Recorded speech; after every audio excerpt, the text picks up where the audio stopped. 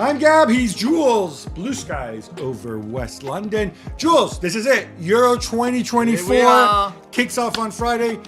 This is our Euro 2024 high-level bird's eye view preview. We're going to rattle through all the groups. We'll try to be as efficient as we can, give you a flavor in case you haven't paid attention to Romania at all. Exactly. As some people may have. Yeah. Let's start Group A, which is Germany, Scotland, Hungary, and Switzerland. Obviously, Germany hosting the Euros. They were way down on Nagelsmann. They were all grumpy sort of 6 months ago. I kind of feel, well, there's still some questions, especially at the back. Let's face it, Rudiger aside, left back, Henriks. I think they're picking up a little bit. Like, hey, look, we're at home. We can do this. We have some good players. Yeah, it's looking better. Certainly the last few results, well, the March international break, they did really well because they beat the Dutch and they beat the French, and the French quite convincingly too in France. That was really good with great performances from Musiala and Wirtz in the two inside 10. Which they'll be doing again. You would expect. We kind of know that team pretty much. The best on earth will be up front. Kai Havertz will be up front, yeah. Maybe there's a bit of tension. There was a Rudiger Fulkrug little fighter training yesterday, which I think did acquire a lot of headlines. And I'm still not too convinced by İlkay Gundogan's position as a 10, which means that Wirtz and Musiala have to be, as we said, like 10s that play a bit wider and have to come inside. Because I'm not sure that works, but the game changer is Toni Kroos coming back for this competition, for sure. I know we always say this, but international football different. You don't have time to work on things and find the right tactical balance. You kind of have to do it on the fly. They're the clear favorites in the group. I'm not going to bother asking you. For a second, I know you're probably not what you want to hear. I kind of have Switzerland here. The thinking being is they often go far in tournaments. Murat Yakin has been there a while. It's one of those national teams that feels a little more like a club team. There's so many veterans proven. Remo Freuler, Xhaka, Shaqiri, and then up front you've got two speedy guys in Okafor and Breel Mbolo. And if they show up, maybe no. Yeah, maybe. I mean, Mbolo hasn't played for like 95% of the season because of his ACL injury. So he's well rested now, but he's back. Yeah, but you know, not sure that's ideal either. Okafor hasn't played much for Milan too. Vargas is a really good player. I just wonder if the lack of a proper goal scorer could hint. Maybe not. I think they will go through. We have them going. They'll finish second or third. There's no doubt. But after that, maybe a little bit more. Scotland have a similar problem. They don't have a finisher. They don't have a 9. Dykes is injured. And also, it's Lyndon Dykes who's injured, not Robert Lewandowski. Still, they will have Conway and Shankland, and that's not great. But they could be strong in midfield. Certainly, defensively, they've conceded 21 goals in the last 9 games. So Hungary this time around, I mean, they surprised us in the past. This time around, they do feel a little bit there for the ride, other than Dominic Szoboszlai. Obviously, they'll be relying on all those guys dressed in black behind the goal to cheer on the team. But no, I'm with you. I'm with you on that. It's Scotland and Switzerland for me for second place, with Switzerland favored. Group B, Croatia, Italy, Albania, and Spain. You're not allowed to say G of D because we don't like that because that's stupid. Like that. It's the toughest group with the French. Thank you. Okay, I'm going to start from the bottom here because Albania, we love Slovenia, we love Zabaleta. Yeah. I just don't really see the talent there. You never look past them. Okay, don't look past them, but the other 2 teams are strong. Yeah, okay, massively. But I don't think it'd be easy to face Albania at all. Let's talk defending champions here. I've talked about them endlessly. How do you see them? I'm not too confident. I won't lie, and you won't like hearing that. I'm not too optimistic. I think... Why? It vindicates what I believe.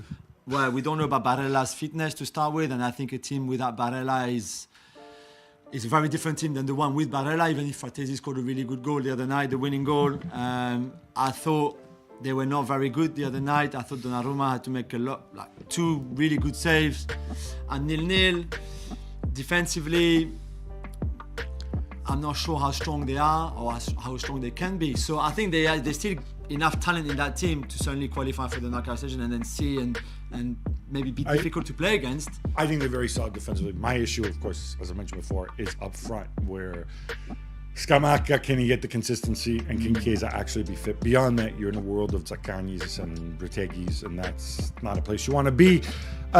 Spain, there's so much talent. But then I was telling myself, maybe I'm just trying to reassure myself, okay, there's a lot of talent, but Morata hasn't scored much in the last 6 months. Beyond that, it's Joselu. At the back, you've got the French imports, Lenormand and Laporte, and the old guy, Nacho. I don't know. The midfield, even the midfield, which seems so scary, once you get past Rodri and Pedri, I might. They're better than Italy's midfield, but yeah, they're still very good. I don't know. I like. I think they'll win the group, but I'm saying is they're not. They can't take anything for granted. No, my question mark is really over De La Fuente. I'm not sure. And again, in this tournament, they are either the very experienced head coaches like Martinez, like Deschamps, like Southgate, and then the ones like who might have been great at club level, Nagelsmann, Spalletti. And then people like De La Fuente, you don't know how all of them are going to react. They've never been to a tournament like this before. Okay, Spain and De La Fuente have won the Nations League, but it's not a tournament like this. How do they? I think hasn't he won stuff at under 21? Like, I'm talking like, you know. Yeah, he's a federation man. It's exactly. a different. So you don't know. So for me, De La Fuente more than anything else is the problem, or potentially can be the problem. But Lamine Yamal at right winger and Nico Williams at left winger, I'm all for it. All right, could be tournament too soon for them. Possibly, maybe not. Croatia, those guys they never go away. I know Mandzukic is gone, fine, but they have Budimir, who's kind of like an off-brand Mandzukic up front. In the midfield, it's the Braz, it's Kovacic, it's Pasalic, it's that man Luka Modric. They don't. I mean, we bigged them up as a tournament team, and it would be a tremendous story. For my money, they can easily trip up Italy or Spain, or maybe even both. They will qualify second or third. They have that kind of experience that is so important. And again, their manager, Dalic, is so important, so experienced. And we saw against Portugal when they beat them how good they could play too. So, and you know, if they would like to go to penalties, you know there would be a pain like that to play against. All right. Who do we have going through? Spain, Italy, and Croatia. Do you want to pick the order? Top three. I'll go Spain first, then Croatia, then Italy. That sounds about right to me. Group C, England, Serbia, Denmark, and Slovenia. We did a big thing on England on Monday's podcast. Again, are you going to tell me that Southgate is a better person than he is a manager? Exactly. Yeah, thank you very much. And the question marks inevitably are at the back, are with his tactical choices. Yeah. Whether Palmer and Foden, do they play as wingers? Do they play inside? Bukayo Saka, how do the pieces fit? It's all the old stuff we've been saying for a long time. Yeah, and all the top teams from Germany to France to Spain to Croatia to Italy to the others, we know pretty much the starting 11 for their first game, right? Maybe there's one, there could be him or him. For England, he doesn't know himself. And I don't understand your few days before their first game and he doesn't know. I'm okay with that, actually. But then again, I'm not an England fan. The good news is I think they're going to win the group because the rest of it, not particularly impressive. No. Serbia, you have a ton of big names, so great much talent. Mitrovic and Vlahovic up front, Tadic and Milinkovic-Savic in behind. And you have Samardžić. Yeah.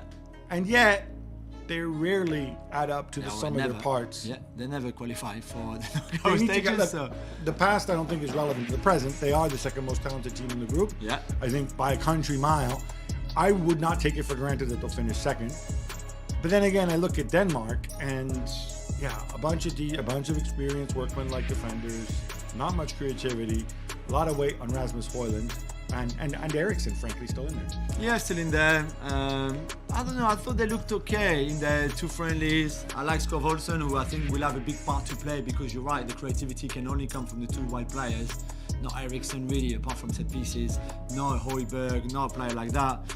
We'll see. Again, we go back to experience for them, which I think is very important. Simon Kjær at the back, Schmeichel, etc., etc. Will it be enough? Maybe to qualify for the knockouts. After that, I think they'd be too short. We need to mention Slovenia as well. Matthias Kek, he has one of the best goalkeepers around and one of the most coveted strikers around. Those are Jan Oblak and Benjamin Sesko. In between, not much going on. We've got, I want to put words in your mind, but it's England to win the group and then Serbia and Denmark to battle out for the other two. Potentially a third finish that qualifies. And a lot of that will, of course, for those who don't know, the third place finishers all the pot, whoever has the most points, the 4 teams with the most points end up qualifying. All right, Jules, here we go. Group D. We're continuing our previews here. You're so smiley. The group, France, really. The group. Oh yes, Austria, Poland, and your man Ronald Koeman. So France, Holland, Austria, and Poland. Yeah. I'm gonna start on France because you're asked about France all the time. You're telling me if I'm right or wrong. This is the most talented side. It is the most complete side. It has possibly the most defensive, conservative manager of any of the top teams. But that's okay. You won a World Cup, reached a World Cup final, playing that way. Yeah. We know all the stars. We know all the players. I do have some question marks. I think he makes some questionable individual choices. You can't questionably pick Lucas Hernandez because he's injured again, which might be a bit of a blessing in disguise, I think, from that perspective. But I see too much Upamecano in this team with the season he had and not enough Saliba. Yeah. And also, the Mbappe at center forward, part of me says, why do we have to experiment with this when you had a formula at the World Cup that worked with Giroud at center forward and Mbappe wide? Because Giroud can't start anymore, and we saw that against Canada. He played 60 odd minutes, and it's just not. I think now is the moment where you see that. He just played a whole season and played really well. But this is not international level. This is not Euros. He's not. I don't think he's really. I don't think he could start at the Euros. As much as I love him, and as much as I would love him to, no. And we saw that against Canada. So you could put Thuram central and Kylian on the left, but that means Kylian will still have to defend. And Deschamps doesn't want him to do that. He doesn't want to do that. So you put him central and you just build everything around him and for him. Deschamps said the other day, the closest he is to the goal, the better it is for us. So we want to keep him up there. Not left, not right, not deeper, just right there, and get him the ball. So Griezmann is going to play closer to him, Thuram on the left, and Dembélé on the right. Keep him right there with 80 players around him, and we'll see how well he does and how much he gets agree kicked. Holland, and your man, the Dutch guy, Koeman. Guy. Yeah. Okay, look. I think it's a big blow for Coop miners, although sometimes I wonder with Koeman, with some of his options, like Coop miners, like Xerxes, I wonder if he knows who they are, frankly, because they're not right under his nose. Even, it was not picked. Yeah, Now Maatsen. he's back, so it's fine. So what gets me about this is they have good defenders. And we're going to just debate how they fit together. I think they have decent midfielders, Timmy Simons, Reinders, but then up front, it's still the same Gakpo and Memphis and Is Malen. it just Memphis? Really. Donny Malen, yeah. Nothing to write home about there, yeah? No, and Weghorst on the bench, coming as a sub. He scored against Iceland on Monday night. No, I agree with you. I think there's still enough talent in that team to... Are they guaranteed to finish second in the group? They will go through. You think you're that confident? Is it just because of the talent gap with Austria and Poland? I think it's a good team.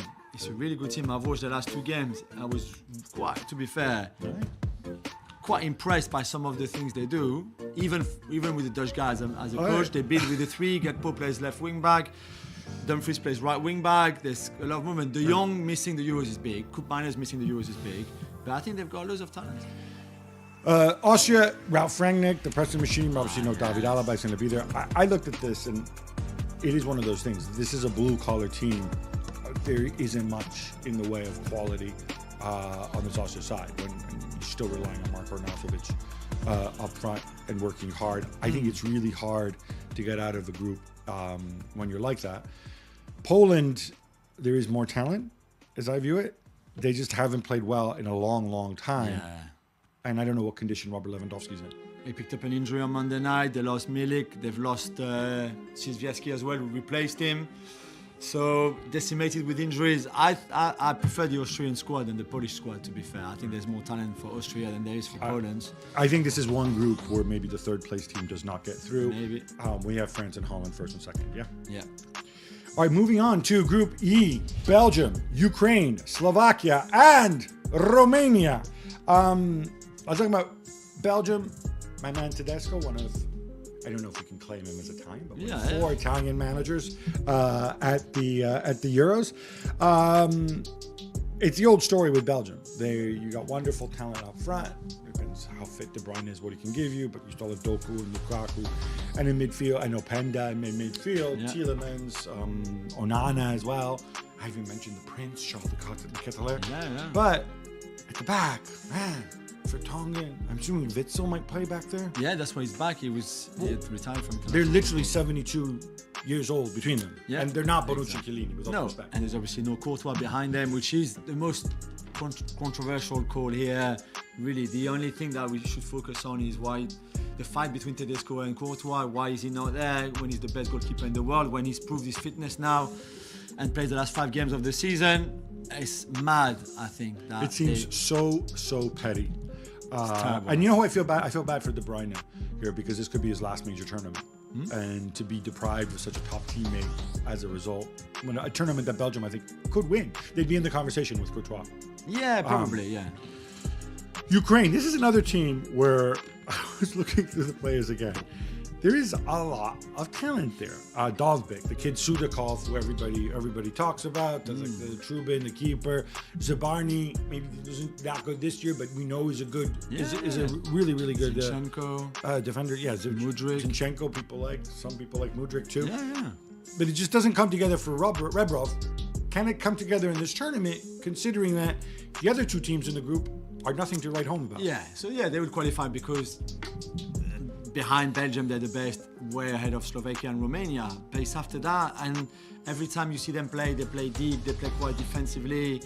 I don't know why they just get this approach instead of trying to play. They've got enough good players to play a different style of football, and yet they never do. Slovakia, good news is there's an Italian coach. Again, Bad news is he did really badly when he took over, and Napoli did both jobs. In a lot of previews, a lot of people saying like, "Oh, Skriniar is their best player." That's funny. I thought Skriniar had retired 18 months ago. Oh no, wait, that's me. He pretends to play for Paris Saint-Germain. He does. There's nothing. There's very little there. Lobotka in midfield, but he's got nobody to pass to. Yeah. It's tough for them. Romania, similar story. They're going to defend a lot. Quality. Yanis Hadji, Dennis Mann sound like good ideas. Who haven't lived up to the hype. Yeah. This is another one of those where Belgium first, Ukraine second, and tough for the 3rd place team to go. Yeah, I don't think the 3rd place in Group B will qualify. Takes us on to Group F, where you have Portugal. Let's start with them because I think they're heavy favorites. Yeah. Roberto Martinez, or Martinez as Augie calls him, he's got some calls to make, obviously, on the 2 golden oldies, Pepe and somebody named Cristiano Ronaldo. Looks like Cristiano Ronaldo will start. Pepe, I'm not 100% sure. I don't think so. They're stacked everywhere. The question mark is, I think the wing backs, though, the way he plays, if it is Cancelo and it is Nuno Mendes, are they going to be vulnerable defensively? When you consider also that in midfield, he's shoehorned Bruno into the midfield as well. Yeah, it'd be very interesting to see what he does. It looks like Cancelo and Nuno Mendes will start, and Ruben Dias, and then Ignacio Silva more than Pep, I think. And then that midfield, Palhinha, Bruno Fernandes, and then Bernardo Silva or Vitinha. But then that means you play Bernardo wide, which I'm not sure that works. What do you do with Leao? Is he a super sub? Is he starting? But then Joao Felix is also there. If you could start with 18 players, Portugal would be the best. But they're still among the favourites for me. I think they could be fantastic. I'm just not sure with Martinez, considering the failures he had with Belgium. The times where he didn't make it with Belgium, when really we all thought this could be the tournament. So that lack of winning mentality maybe could be a problem. But they really should easily They can bring back Fernando Santos just to give an inspirational speech. Maybe on FaceTime. Turkey with another even a wise choice in hiring an Italian keeper, the little airplane, Vincenzo Montella, an Italian coach even. There's talent there.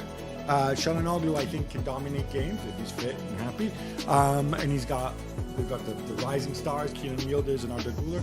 Maybe this tournament is a little too early for them. Well, they've got a great generation coming through. Up front, this is great for them. In terms of center forward, maybe a little bit like when it's Tosun, when it's Yazici, some people like that, right? Yeah, Kilsoy is the really good young player, though. He's lit up the league this season. I think he scored 15 goals in the league. So that generation is great. This is maybe a bit early for them, for the younger ones especially, but they will learn a lot from it.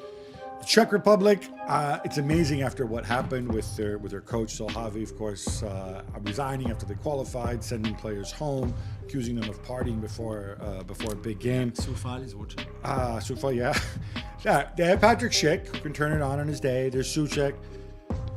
this is not a good unit, and yet they're probably not the worst team in the group. I think it is a good unit. That's the thing. I think they will be a very strong collective, but not much But there's quality. no individuals. Yeah, exactly. But they will. Remember for the last Euros, they did well and with a similar squad.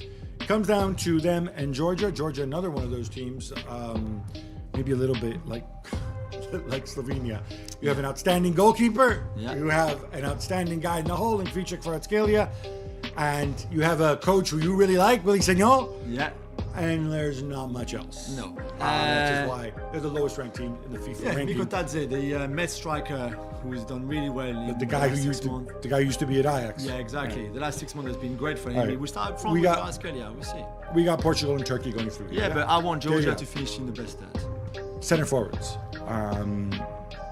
Most club sides now play one up front. I think most teams in the tournament haven't been through it. I mean, some might play two. I'd love to see Mitrovic and Vlahovic up front for Serbia, Yeah, but just to even scare the them, opposition. I don't think so.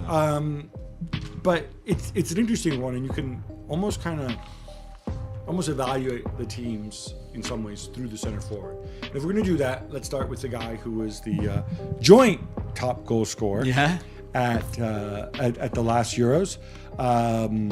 One of the greatest center forwards, one of the greatest goal scorers in history. Patrick Schick. No, just kidding. The other guy who was joint scorer with Patrick. We can talk about Patrick Schick too if you like. Cristiano Ronaldo. Now, Yeah. look, so much has been said about him. He's 39 years old.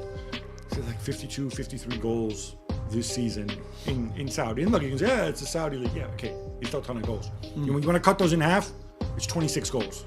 Yeah? Yeah. I mean, that is a lot of goals Yeah, at his yeah. age. There was some thinking, given the way he bowed out at the World Cup, where eventually he was dropped by Fernando Santos, and then when they're going out, he was brought on at the end for some sort of weirdo cameo, that Roberto Martinez might turn the page. He didn't. Roberto Martinez included not just Cristiano, but Pep as well. How do we read this? I think it's easier to play Cristiano in a qualifier group, especially the one that Portugal were in, where he played almost all the games, scored loads. They won every single qualifier game that they played. It's a very different story. Maybe not so much at group stage level, because Czech Republic, Georgia, Turkey, Cristiano can do well, and Portugal will be dominant. I think it's a different story to then play him in the last 16 quarterfinal or semi-final. Can he play that? This Portugal team wants to press and press high.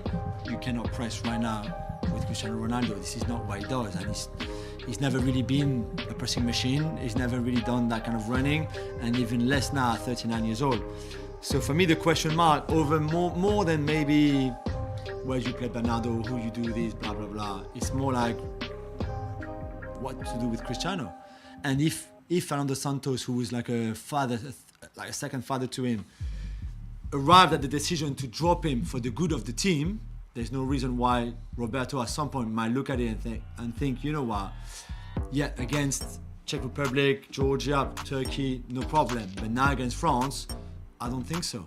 And then drop him and play Gonzalo Ramos for an hour, and then Cristiano comes in for the last half hour, something like that. I really don't know. Yeah, I'm not 100% on Gonzalo Ramos, but you're right. He would give you that effort. He is an unselfish player. Let's move to Germany now, because their center forward is a guy who, again, you know my thoughts on him. I think all these debates about proper goal scorer, proper center forwards are absolutely freaking idiotic, especially when it comes to him.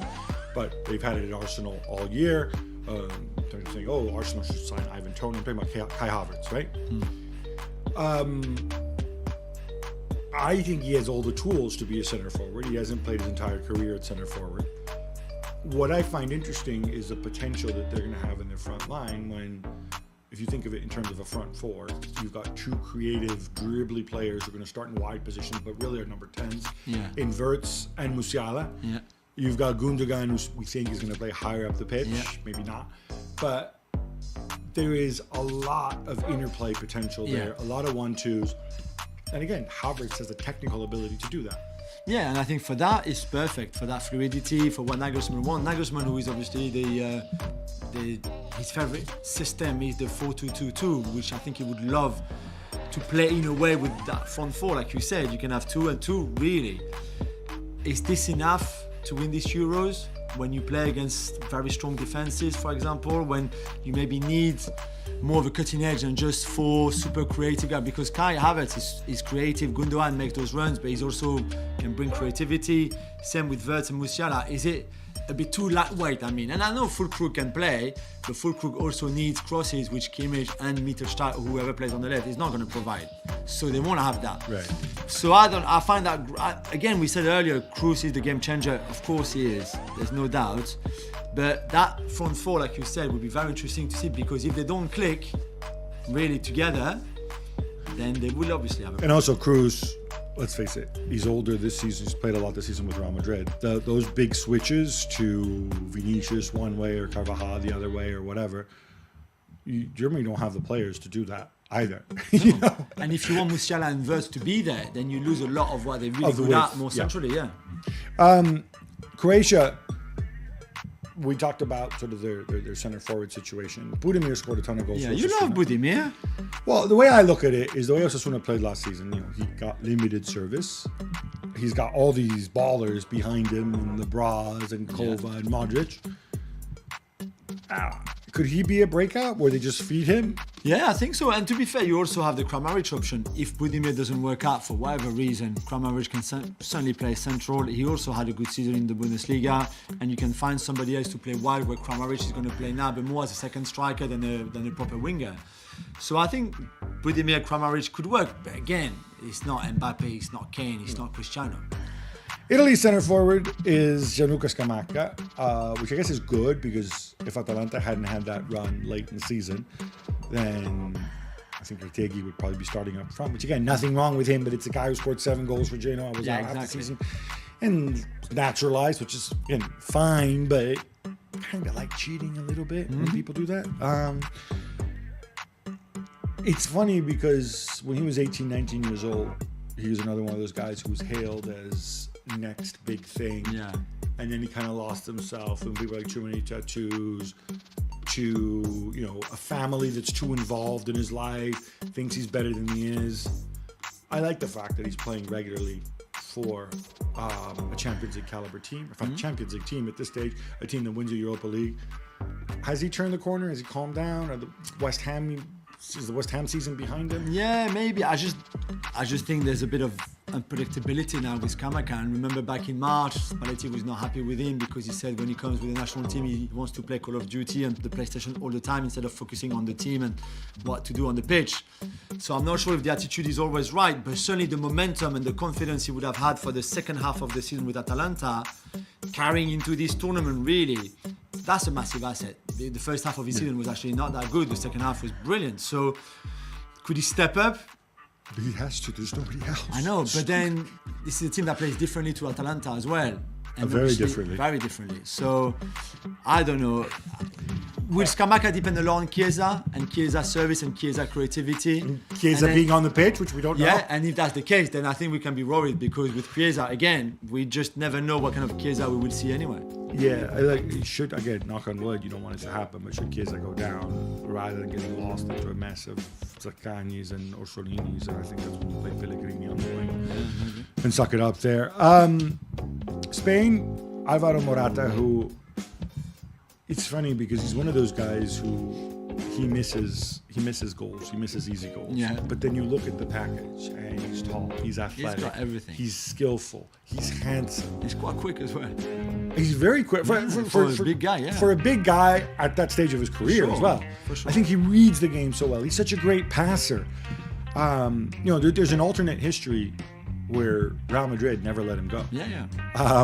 And Morata, he wins 5 Champions Champions Leagues, 6 Champions Leagues, yeah. Yeah. Beyond Morata, there isn't that much, but Morata is, I think, the perfect center forward if he converts to chances for the way Spain want to play, right? Exactly. More so than the other options. Yeah, forget about the tiki-taka and stuff. We don't really like to use that term, but people know it like that. That kind of football is gone now. Certainly with De La Fuente, they're going to put crosses in for him, from Lamine Yamal, from Nico Williams, from even the wide midfielders, Dani Olmo or Fabian Ruiz or Pedri, whoever. And that's what they want for Morata. is it the Morata from the first half of the season who was brilliant? And when we all thought, okay, finally maybe he found the consistency and he's going to score 40 goals in the season, and then in the second half of the season he disappeared. He disappeared in Champions League at the worst moment. He disappeared in the league as well when they really needed him, and they had this really iffy end of the season. We don't know, but yeah, if he's on top, great. Otherwise, it's Oyarzabal, who is a very different type of striker, And not not a probably a centre striker forward. even. Yeah, they can play that.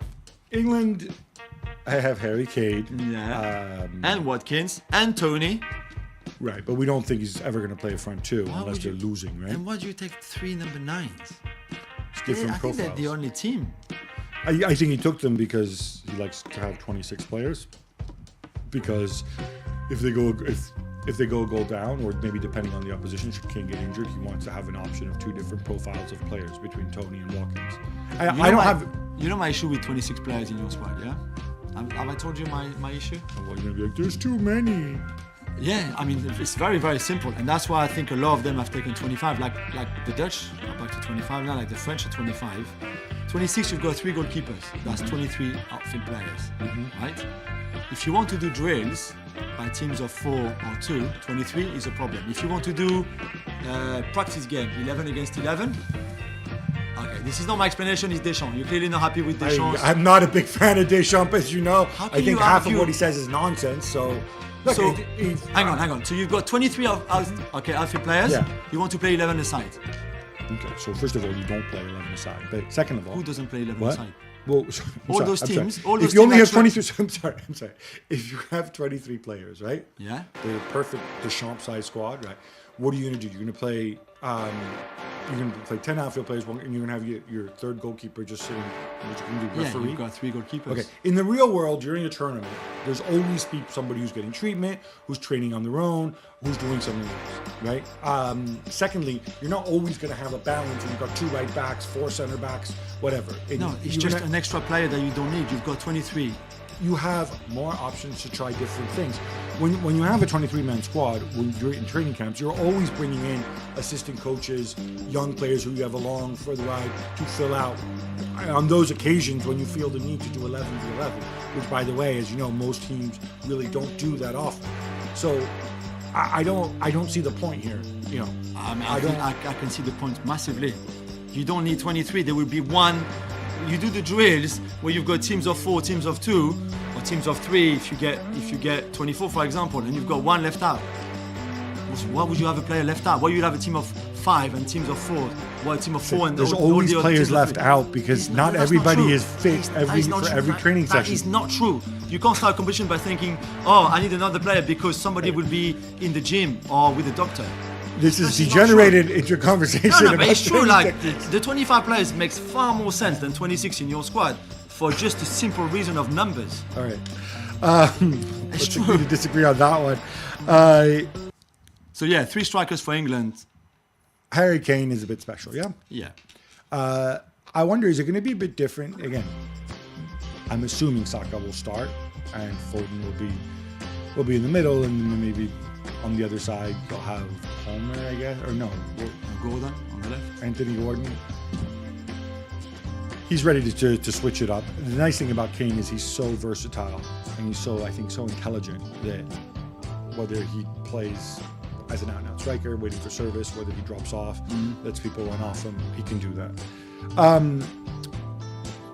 Slovenia, Sesko, just a word on him. We're also excited for him.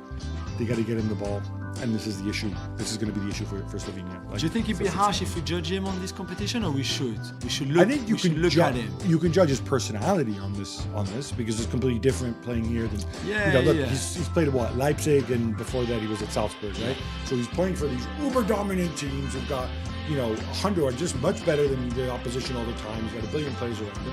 This is going to be a very different experience for him. He will often be up there on his own, and I think it's a good test for him. France, we just got early in the preview, you and Deschamps have decided that Olivier Giroud can't really be a starter. He's got to be a guy off the bench. And because Mbappe decided he won't defend for his country, even though you know what, he's going to have to start defending a little bit with his new employers. Yeah, I guess so. That we're going to see Mbappe through the middle. Mbappe Yeah. did admit we don't want to get anchored on sort of definitions and stuff like that and positions, especially when you have the kind of versatile players that France have. And it's not just Mbappe, it's Thuram, which is on the Griezmann. These guys go and fill holes and adjust, and they adjust to the movements of the teammates who are all intelligent people. But is the thinking then, because France banned the camera so much, that all the time that they're sitting back, Mbappe's just going to sit on the shoulder of the last defender and just be the permanent outlaw? Is this Yeah, how I you think so. use I mean, I don't the think best we player would of the world? defend. I don't think we would defend that much. But Well, yeah, that's what yeah. you did in previous tournaments, right? On the- What, at the World Cup, the Played last in- World Cup. a lot of playing on the counter. Yeah, maybe. Yeah, I mean, I think we're very good on the counter, but I mean, I don't know why other teams will let us play on the counter. But yeah, I just think in terms of balance of the team, if Kylian plays on the left-hand side, it's just not going to work in Deschamps' mind. So you play him central. We've seen it before already. Does he I can like understand. that? Does he like playing central? Yeah, because really this is out of possession. With the ball, he can do whatever he wants. This is very much what Deschamps tells him. So do what you want, go where you were, go where you want to go, and then Thuram is going to adapt his position to where Kylian is. Dembele is going to stay on the right, and that's fine. Is that a problem? Maybe. Is it giving him too much? Maybe as well. But if How does scores- he feel about it, in the sense that I always wonder about this, right? Because I think sometimes it's also a bit unfair towards the most talented players, because everybody kind of worries about putting them in the best situations, and sometimes the most talented players can do more, right? And sometimes they do more. Yeah. I wonder, it's not a case of Mbappe saying, I'm Kylian Mbappe, I don't want to defend. I'm assuming in his mind it's a case of Kylian Mbappe saying, I bring more to the team if I'm fresh every time we regain possession, rather than if Yeah. I'm chasing down some right back who I know is going to lose the ball. Yeah, I think there's a bit of that. I really also think he doesn't want to defend. He doesn't really like it. He doesn't want to like sprint and chase the ball everywhere. The counter pressing is not really his thing to a certain extent. But he doesn't want to learn it. He doesn't just want to don't- make no. it part of his arsenal. Yeah, he doesn't want to do it. I mean, learning is pretty easy, but doing it, yeah, I don't think he's that keen, to be fair. And that's why the World Cup, for example, where he played left, out of possession, he would move central, so he didn't have to defend, he didn't have to do anything, and then the team would reorganize behind him to just be either 4-4-2 out of possession or 4-5-1 with him on his own there. And I just don't think it's ideal at this level. But again, he's the best player in the world, so I can understand why you just want to put him in the best environment and the best situation for him to score. If he scores 7 goals in this tournament, we will win it. So, I can see why, but it's, I think, very risky. It is very risky. For example, he's going to push Griezmann further up than what we saw at the World Cup, where he was really in the 3 in midfield, to play closer to Kylian, to be able to give Kylian even more support and even more service for Kylian to score. Great, I'm all for that. But then maybe you miss out a lot of what Griezmann could bring into midfield by playing him so high. So we'll see. Holland, you've got up front. We're not 100% sure who's going to start, in the sense that you've got options, you've got Depay, you've got Gakpo. Yeah, I think Depay will start. As a 9. Depay not a traditional centre forward by any stretch, which is kind of, I mean, obviously Holland's had this whole kind of Dutch foundation myth about the wingers and everything. Now it's really more about the wing backs. It feels to me as if, Gakpo, if you put him up front, he can execute tactical movement. Depay, you have to accept that Depay gets the puck. Memphis is going to roll around and do what he wants. And sometimes he's going to be and genius. Koeman's good with that. Yeah, I think Koeman loves him, and they have a really strong relationship, as we saw at the World Cup too.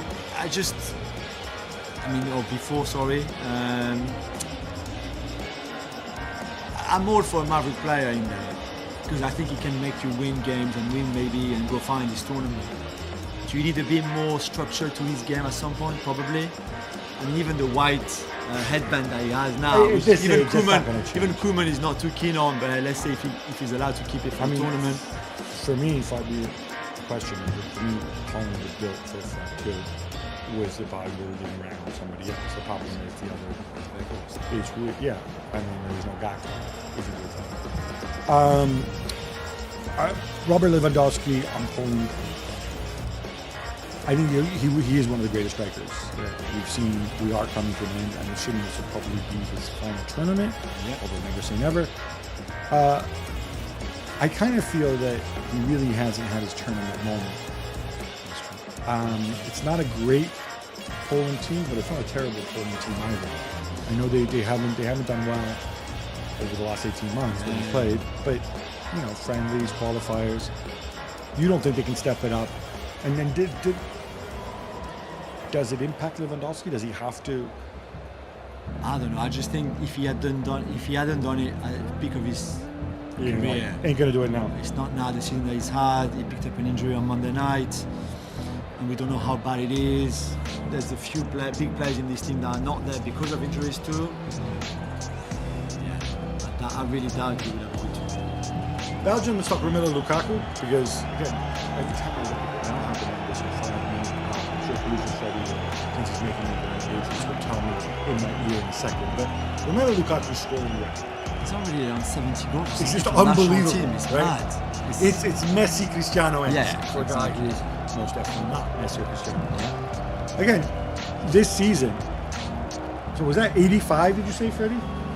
85 in how many caps? Like 101 caps? 85 goals. 85 and 150. I mean, that's mad. And he's had a really good season in Rome. I think all competitions, it's more than 20 goals, maybe 25 goals, something like that.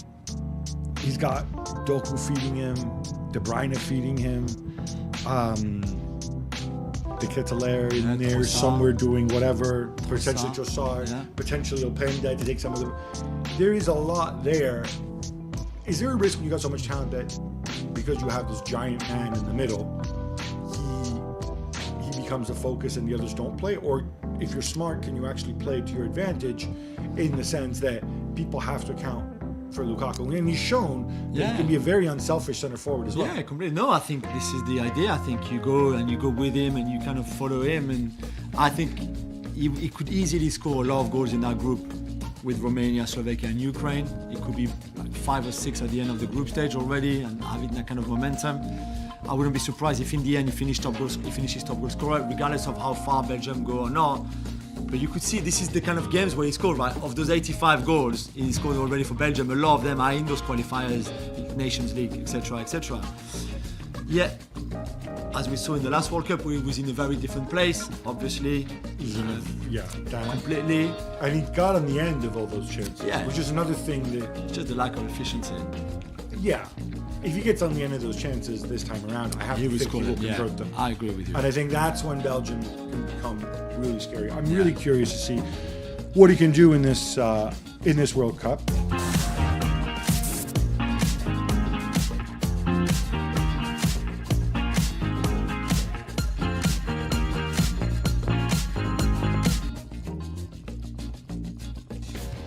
England are the favourites to win Euro 2024. They're very much favourites also to qualify. Top of Group C, they're 100-1 on to advance. They're in a group alongside Denmark, Serbia and Slovenia. For more on this, let's welcome in, shall we? Former England international and our colleague Steve McManaman. Macca, here we go again. England are favourites. It's all going to go well this time. This time it's going to happen. The main thing is you've got the top men in the studio. That's the most important thing. Oh yeah. I can't believe John Hutchinson's flown across to sit next to you and Bailey. That's the most important thing. But listen, you know what my take is over England. I'm very relaxed. I don't go into all that. All the when the tournament starts, we get behind them. I know how difficult it is to win a tournament. I know how strong the other nations are. They've got a good chance, Dan. Let's keep it at that. But that's about as much as they get. They need a little bit of luck, a bit of fortune here and there. But I think if you go through the team, we would probably all think, Don and Craig and yourself, that they are a little bit weak at the back. So there's questions to be answered. But we'll wait and see. Let's hope they have a good tournament. That's the most important thing. What's been interesting is what's happened in the lead up to this is kind of giving us more questions than answers in the games against Iceland and Bosnia, in which they weren't particularly impressive at all. I think their participation in this tournament and how far they go might not come down to how good they are going forward. Might come down to how solid they can be at the back. You know, Southgate likes them, and you know he's been to World Cup semi-finals and European Championship finals, but how much protection is he going to get? John Stones had a up and down season with injury. A lot of the times he didn't play centre back; he played in midfield, or he stepped into midfield, and others did the other side of the game for him. Kanji and Diaz and Kyle Walker, and then you've got Gouy from Crystal Palace, and then beyond that, really, what have you got? You know, if something happens to John Stones, Maguire's not around. You know, it's pretty fragile back there. Who do you play, given that conversation, in front of the back four to give it a little more protection if you feel it needs it? I mean, I personally would go Kobbie Mainoo and Declan Rice. Right. I'd play the two. I see Gallagher playing a role off the bench where they're going to need his legs, they're going to need energy for chasing the game. He's number 8 that can get forward, get goals. I think it's going to be fascinating how the manager approaches this, because normally Gareth's been quite a pragmatic manager, but the only way they are going to win at England is if they outscore the opposition. So they've got to be brave, and they've got to probably have an understanding. They won't, but looking from the outside, they've got to have an understanding where they know the weakest part of this team is at the back. I agree with Craig. I think the goalkeeper, Jordan Pickford for club, and probably the country's been good, but I still think he might have a rick in him. I think he seems a bit emotional at times. So he's got to try and go a couple of steps further, Gareth Southgate, if he can, and maybe try and simplify it and maybe play an entertaining brand of football where it might be 3-2, it might be 2-1, it might be a 4-3, but somehow outscore the opposition. This is not an England side that's going to keep clean sheets. What do you do with Trent Alexander-Arnold, Maka? Is there any argument to play him in the centre alongside Rice? Yes, I think there is. Dan, to be honest, I think that's a major consideration for Gareth, and I think he has considered it, and he is considering it.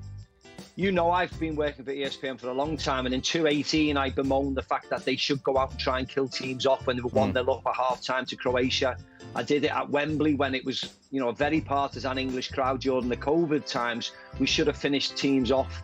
I'm all for being positive, and actually, this is the one tournament where probably we can be positive, because as Don and Craig has rightly just said, we've got so many questions at the back, and particularly on that left side of centre defence and at left back, where Kieran Trippier hasn't had the greatest year, and of course he's playing an orthodox position as a right-footed left back. So why not be more attack-minded? Why not go heavy on, you know, on winning the game? And if we do win 3-2 or 4-2 or whatever score you want, as long as we win the game and we're progressive and we're attractive to watch and we're entertaining the fans, I think I'm more than happy for that. So if you want to put Trent Alexander along Declan Rice, fine. If you want to put Jude Bellingham alongside Declan Rice and put, I don't know, Bukayo Saka in front of that 11 that you've just chosen, or a Cole Palmer in there, so be it. I don't mind losing games as long as we go down fighting, as long as we go down with an attitude of we're going to go and outscore this team. Our best players in this England side are all the forwards. So why not utilise them, and why not go and try and outscore teams? I know these first 3 games should be fine for England. But as Craig rightly said, if we get injuries, Lewis Dunk might come in if John Stones goes out, or a Konze. You know, you're talking about inexperienced centre defenders in major tournaments. That is a problem that other teams will try their best to exploit. Well, Lewis Dunk came in for that friendly against Belgium and got severely caught out. He's been great for Brighton, but his pace really got him caught out. Well, we have, you know, a tradition of hyping up players in England, but there is no question that Jude Bellingham and Phil Foden are world-class and have been this season. Phil Foden, the best player in the Premier League. Jude Bellingham, the best in Spain. What's the best way for them to play together, Craig? These two players are pivotal to how England will perform going forward, and maybe take some pressure off that defence. That's how good they are. These two they could play in any team in any country, for any country in the world. They get in the team. They're big game players. We've seen it for Foden with Man City, and we certainly saw it with Bellingham, who stepped into the biggest arena of them all this season and just puffed his chest out and was magnificent, particularly in the first 6 months. So they can take games with the scruff of the neck. And Southgate has to make sure, along with Bukayo Saka and Declan Rice and Harry Kane, that he moulds this team that gets the best out of it. Ancelotti get the best out of Bellingham. Guardiola get the best out of Phil Foden, particularly in the league. Can Southgate get the best out of both? If he does, this England team are going to be dangerous going forward. How does he do it then? How can you get the Jude Bellingham, the performance we saw from Real Madrid, and Foden for City to both do it in an England shirt, Macca? Well, as Craig rightly said, Carlo Ancelotti can do it. We put Vinicius, Rodrigo and Jude Bellingham in the team. It doesn't mean they're pinpointed left, right, centre. You see sometimes the three of them are within 5 yards of each other on the left-hand side of midfield, stroke going forward. They're almost holding hands when you watch them in La Liga, because they know they could almost gang up on the other side, make the numbers count. So you have to be very, very flexible. And I don't know whether Gareth has got that in his system to almost say to them, look, you are free, go wherever you feel dangerous. Because if you look at Madrid or you look at Manchester City, you've got the back four, you've got Rodri sitting, you've got the goalkeeper, so you've always got a solid six. So England have that. If you have a back four that doesn't move, if you have Pickford and you have Declan Rice, you've got 6 defenders, that should be enough. And then that should be also the opportunity for the 5 in front or the 5 other players to go and do whatever they want to do. And that's what they should have, as long as they've got the mobility and the fluidity to play when they're going forward, to move around. But as soon as you lose the ball, right, you need to get back into a position behind the ball. Wherever you lose the ball, wherever you are standing, make an effort to jump the other side of the ball, and then we'll get static and people can move off you. But I quite like the fluidity. Foden does. I don't know where Foden plays for Man City. Does he play left? Does he play right? Does he play in the centre? Same with Bellingham for Madrid. If you watch them enough, they move to wherever they feel the danger is. They can, Foden and Bellingham could almost be together if it's 2 against 1 against a particular person on the opposite side. If they feel there's a weakness in the side, go and join up. Go and exploit that weakness. But I just don't know whether Gareth has got that in his mentality, because the last couple of tournaments, the last 3 tournaments he's been involved with since 2018, he doesn't seem to have it. But I think that this is his last tournament. He may be a little bit more relaxed. He may well say to the players, go and enjoy yourselves, go and exploit it, go and do whatever you think you can to win the game. Just a reminder, I don't make up the odds. This is what the bookies are saying with regards to favourites, and it is England who are the favourites to go and win that first major tournament since 1966, alongside France. Both come in at 7-2. Germany at 5-1. If you look at it, actually, So they're not favourites. history isn't generous Joint favourites. when it comes to favourites going into tournaments. France, obviously, were favourite. I think everyone picked France in 2020 and in 2016. Meanwhile, Spain were champions when they had that fantastic side. Germany only finished runners-up. France back in 2004. It's win or bust, isn't it, Macca? Well, yeah, it has to be. It's in Germany, of course. The climate's great for the English side. Of course, we're going to have lots of fans there. They've got the new golden generation that people talk about with the likes of Bellingham and Kane and Foden, who've had wonderful seasons. Declan Rice, of course, had a great season. So they have to go and listen. We're ex-footballers. We take it as it is. We watch the game. We understand the weaknesses. We understand where they can be better. We don't get overawed about it. We can judge it how it is. But they're in good form. They've got a good opportunity. But as I've said before, France, if you go through their side, they're stronger than England if you go through their squad. Germany at home, Toni Kroos back, they had a good result against France. They're now strong. Spain are strong. Italy are strong. So you can't just say, oh, they're favourites. You want to be a bookmaker for this tournament because you'll earn absolute fortunes looking at those prices. So all you can do is say, go, give your best, and you need a little bit of luck on it today. Like in every cup competition around the world, you need a bit of luck to succeed. And hopefully England will get that.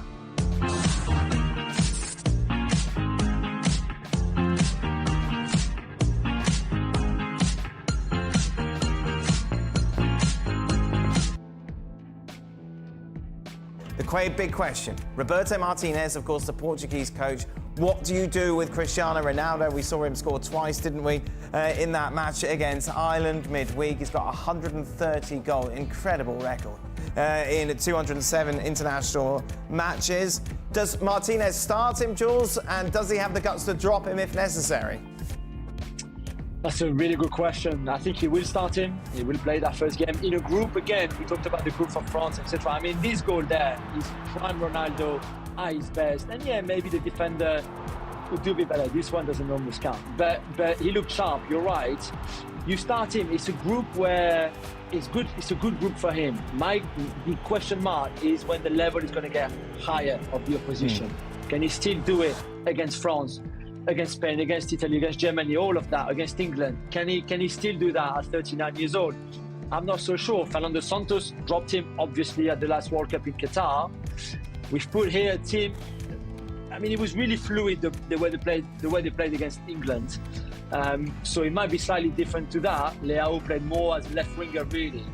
But there's a lot of options for Martinez. If he finds the right one, if he finds the right formula, and Cristiano will be in that formula, certainly at the start, then things could get really well for them. And if it clicks, they would be very dangerous.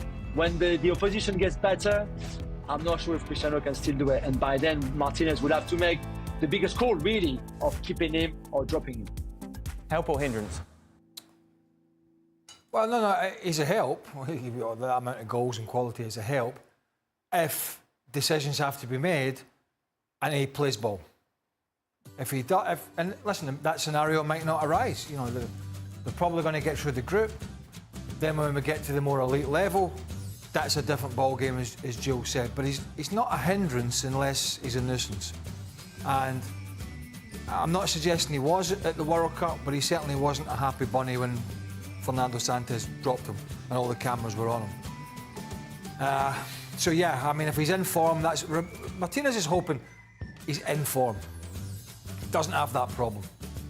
But Roberto Martinez does not want to have that problem to deal with. But this is a super exciting Portuguese side. But Look at that starting 11, it's good. Amazing. But it has its flaws as well.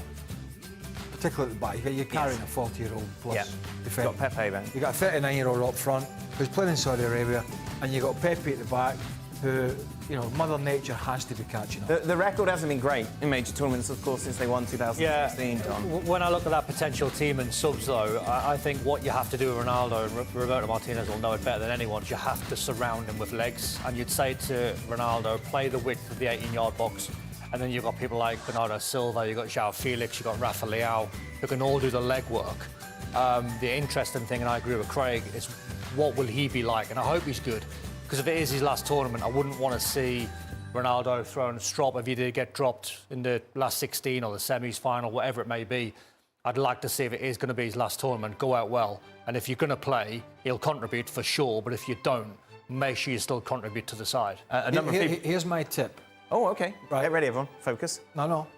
If Portugal are struggling through, but get through, as much as he struggled or they've struggled, no matter how bad it gets, he'll start every game at this tournament. Wow. Even if they're toiling. Because Martinez doesn't have the ball. He'll start every game. Well, quite a few people have got Portugal actually to make it through to the final. We'll talk about our predictions a little later on. But because Jules is here, last thing with you, Jules, you predicted England to win. You don't really think that. Bluff. No. It's coming home for you, boys. I mean, No, not don't great, say but- it. No. Bluffing. Say in that tone. Bluffing.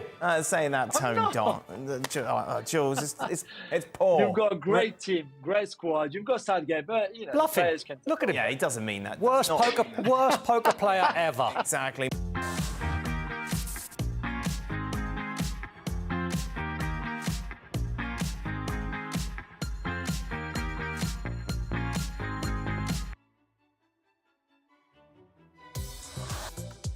France will fancy their chances going into the Euros. They're in a group with the Dutch, Austria and Poland. It's actually quite a tough group compared to others, yet they're still favourites to advance to the knockout stages. For more on France's chances, let's welcome in, shall we, our French expert, Julien Laurent. Jules, you must be loving life going into this tournament. France are absolutely stacked, aren't they?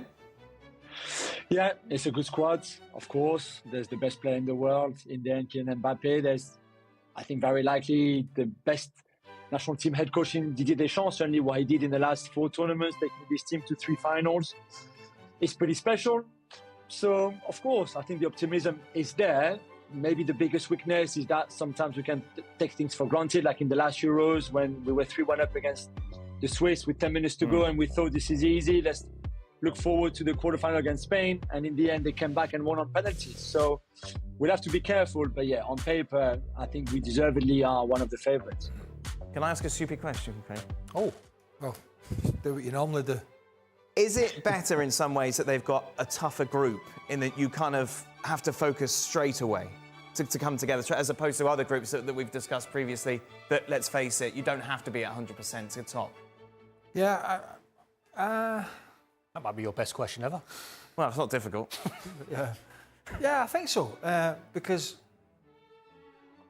it's not a given, and I think it focuses the mind, and any sloppiness, like Joe's mentioned there in the game against Switzerland, and you just take the eye off the ball and it gets away from you, and so yeah, they can really set a stall out in this group and get up and running and get the momentum going, and I think that's important. And so it's a group that they're clearly, and I think most people would recognise they're probably going to win it, but they're going to have to work hard to do so.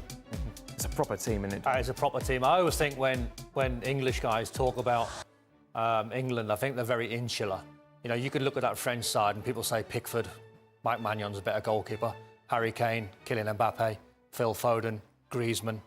It's a stunning side. And I think Jules is right. The only thing that might hinder them is if they go into this tournament like really cocky and really confident, like they can walk. They've got to make sure defensively, and when they haven't got the ball, they still do the right things. Because going forward, if they play with proper intensity and a proper pace about how they can play, they should win the tournament. Jules, do you think the fact that everything has been sorted for Kylian Mbappe, we now, of course, know he's a Real Madrid player, does that help him coming into this? Yeah, I think massively. I mean, remember, he had a tough second half of the season from February onwards, basically from the day he told PSG that he was going to leave at the end of the season as a free agent. Then he played only 50% of the minutes between then and the end of the season. So there was a lack of rhythm. I think there was a frustration from him. The fact that the transfer was announced that early, in a way, just took a lot of weight off his shoulders. And we saw him the other day in his press conference before one of the first friendly match that France had. He was smiling. He was happy. He was so relieved.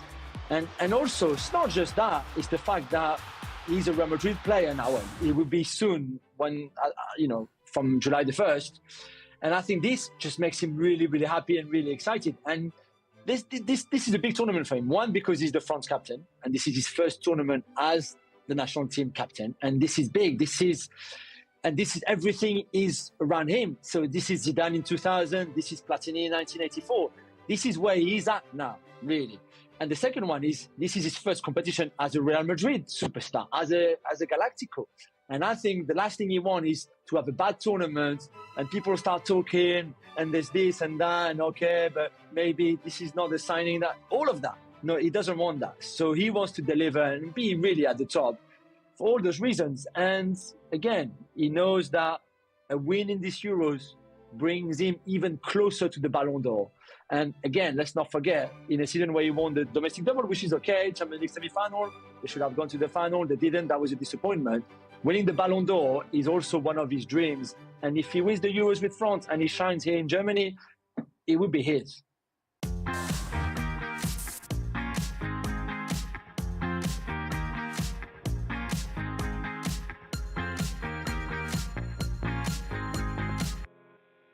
Big leagues, big teams, it feels like you're letting these players go to waste. Why can't Greg Berhalter, why can't the Federation get the most out of these players? Because Jurgen Klinsmann did so, because Bob Bradley did so, because Bruce Arena did so. And what I mean by did so is punching above their weight.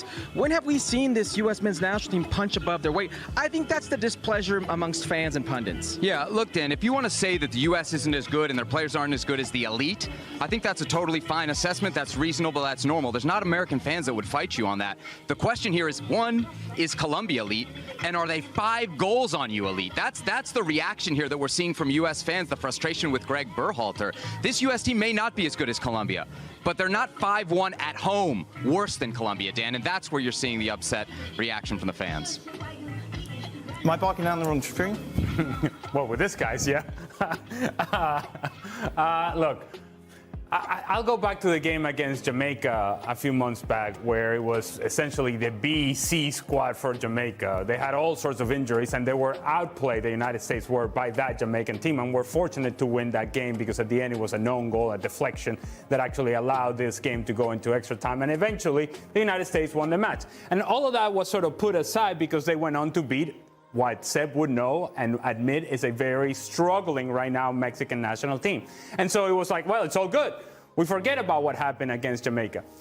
Well, the truth is that same mistakes that you saw in that Jamaica game, you saw in this Colombia game against a better team than Jamaica. And guess what happens?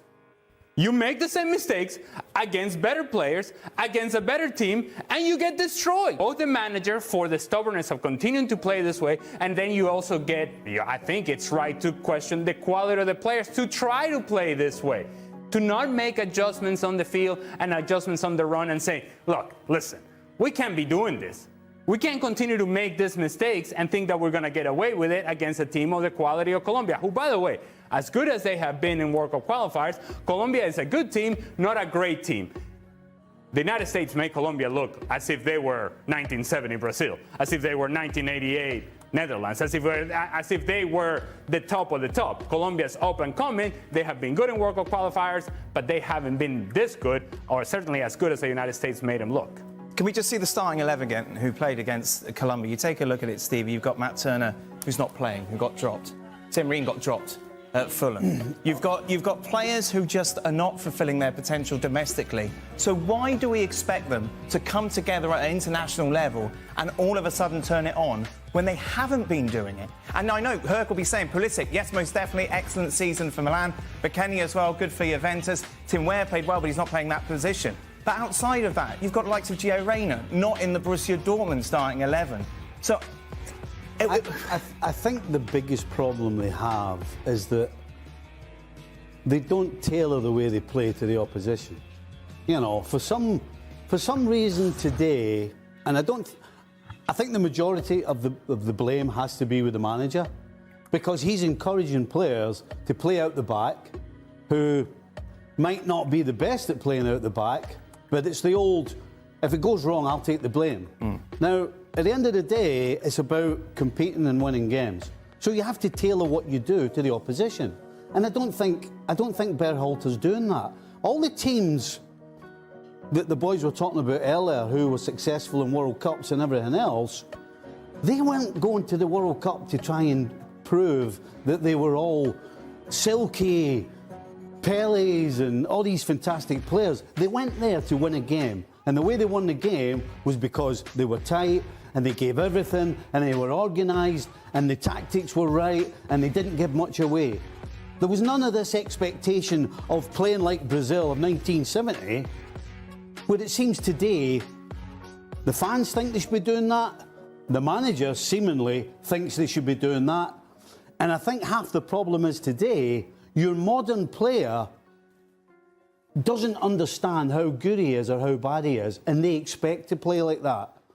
The players are half the problem, because if they're told to play the ball long, all of a sudden it's, oh, well, who are we? Are we chopped liver? Why are we playing it long? Because we're better than that. So you've got a manager who wants to play a certain way, who doesn't understand that if he plays that way against a team as good as Colombia, you're going to get battered 5.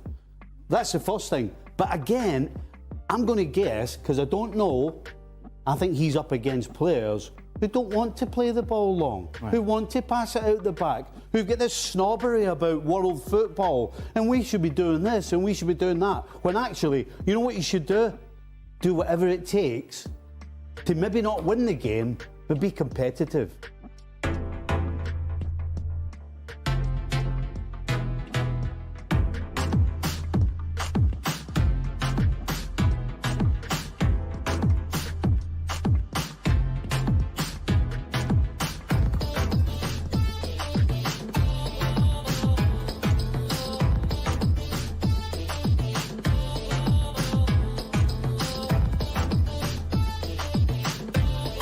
On the TST thing? Right, yes, this is obviously the competition that's going on at the moment, just finishing up. So the winning goal, the guy on the same team with different coloured jersey on. Well, that was the goalkeeper who was up.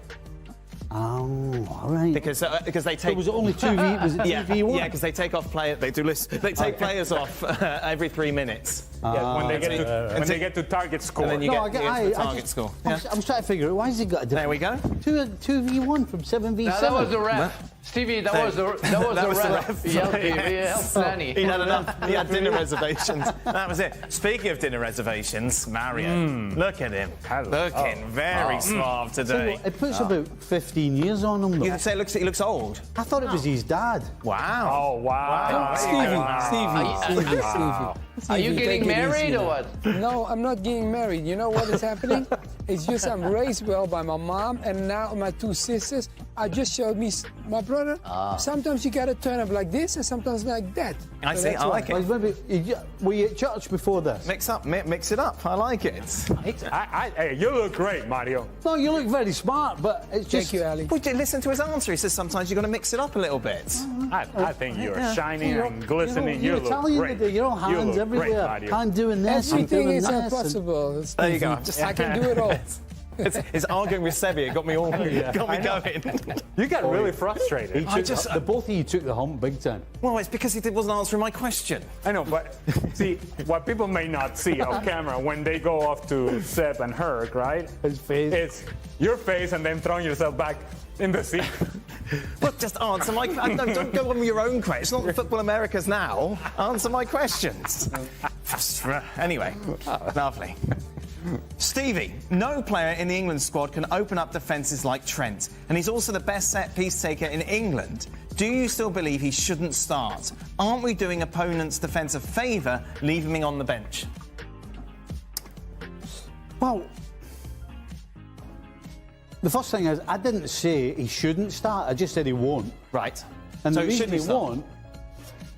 Well, I think it depends on what happens in the first game. I don't think he won't start the first game because Southgate will not be taking chances. And I think to put Trent, you can't play him at right back, right? But I think if you were to start the Euros by playing Trent... Apparently he will start. This is what I'm hearing in my ear now. In the middle of the park is a gamble. He's going to have Declan Rice and Trent in the middle. Who's telling you that? Reports. I'm hearing in my ear. From the UK media. from Liverpool FC Supporters Club. Yeah. Would you want a wee bet? No, why do I care? Why are you betting? Well, because Trent won't start the first game. He won't. Well, we're hearing And if he does reports that start, he should start in the middle of the park. Okay. Where he can do exactly what Paul Lindo's saying, because he can pick out getting a shout out. All right, Paul. All right, Paul. So, it depends what happens after the first game. If you need to go and win a game, then you're going to have to gamble. We're hearing he will be starting then. Who are you hearing from? The Daily Telegraph. Daily Telegraph. Oh yeah, they're always reporting. So yeah, he can open defences, but he won't start. Mario, we talked about this in the show, didn't we? Who on the Dutch team would you be excited to see play at the Euros? I told you, I said Frimpong. We talked about Simmons, but Frimpong is for me, I would love to see. Why? Because last big tournament, he had to wait and see if he was going to get an opportunity. And I think his chances are closer now. So I think Frimpong, if this gets the opportunity playing in front of Dumfries, could be exciting for Holland. Our Spurs producer wants me to ask, is Van der Ven going to start, Mario? Van der Ven, you know what the problem is now? We have, look, Van der Ven, he came on today with for Ake. Ake is the chance that, to substitute him. That is the situation. And Blind for me, great season, but I don't know if you play a guy, if they know now, put speed against him, and that will cause problems for us. That is the question. So Van der Ven, he has the speed, but he's kind of new in the national team. So it will be a big question if they start him straight away, or is he growing into the tournament and gets his opportunity? I like this next question. I imagine when growing up, you all thought you were the greatest players. Who is the first player that made it clear watching or playing with them that you were at least second best?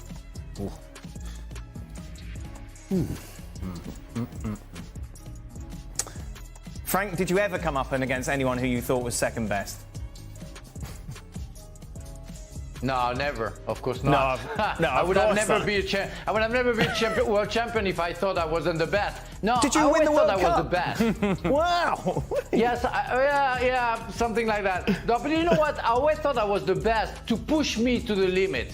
I knew that they were a better player for sure, and many of players have been better than me. But I pushed myself to the limit, to the edge, to make sure that I was giving 100% because I knew that I had some weaknesses. But and I know that Jimmy Floyd Hasselbank had an interview with Gary Neville, and they were, and I think you sent it to me, where he said Frank Lampard always thought that he was the best. He maybe wasn't the best, but he's at the beginning of Chelsea, and he did well with Chelsea. That's exactly true. But yeah, I played with Marcel Desailly. I played with Mario Melchiot. I played with Laurent Blanc as well, and so many others who had different talent that I had. I was good at some point, and I wasn't the best. But I would say overall, the guy that I played with that I was the most impressed was Marcel Desailly. The Rock was really impressive. Mario, when you were growing up to play for Ajax as a teenager, you must have stood out. You must have been the best player in that group. When did you realise or come up against someone that was better than you?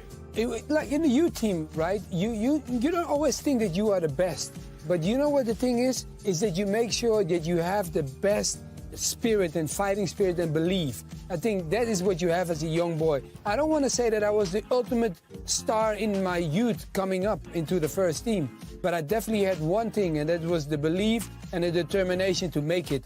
And then when you come to the first team, what did I had when I came to Ajax, the guys that I grew up, look, on my wall, I had enough stars like Bergkamp pictures and stuff like that. But then coming into the first team, I think Ronald de Boer, you know the two brothers de Boer, I'm sure you guys are familiar with them too. I had Ronald in front of me. Ronald was one of the key things. When I came through, I was a 19-year-old kid, and I had Ronald in front of me, and Ronald helped me with a lot of things. And one of the key things, it was the day when we could be champion. I played against Koeman's brother, and Ronald de Boer. I gave me the ball, and I tried to put step-overs to go by him. It was Erwin Koeman, and he said to me, "Why are you doing that?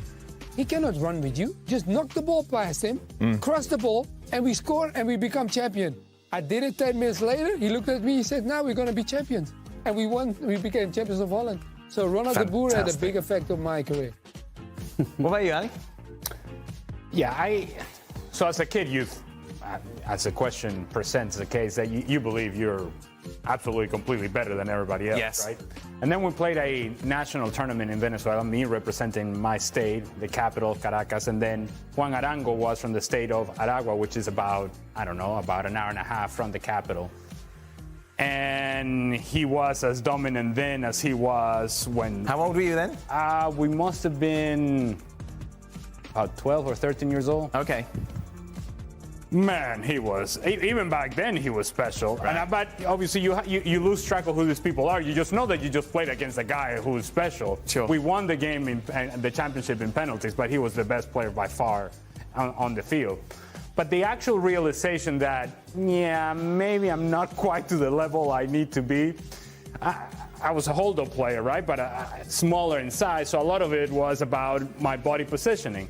And we were playing against Brazil in Brazil, and at the time I believe it was Luisao and Juan that played center back for Brazil. So two very big guys, long legs.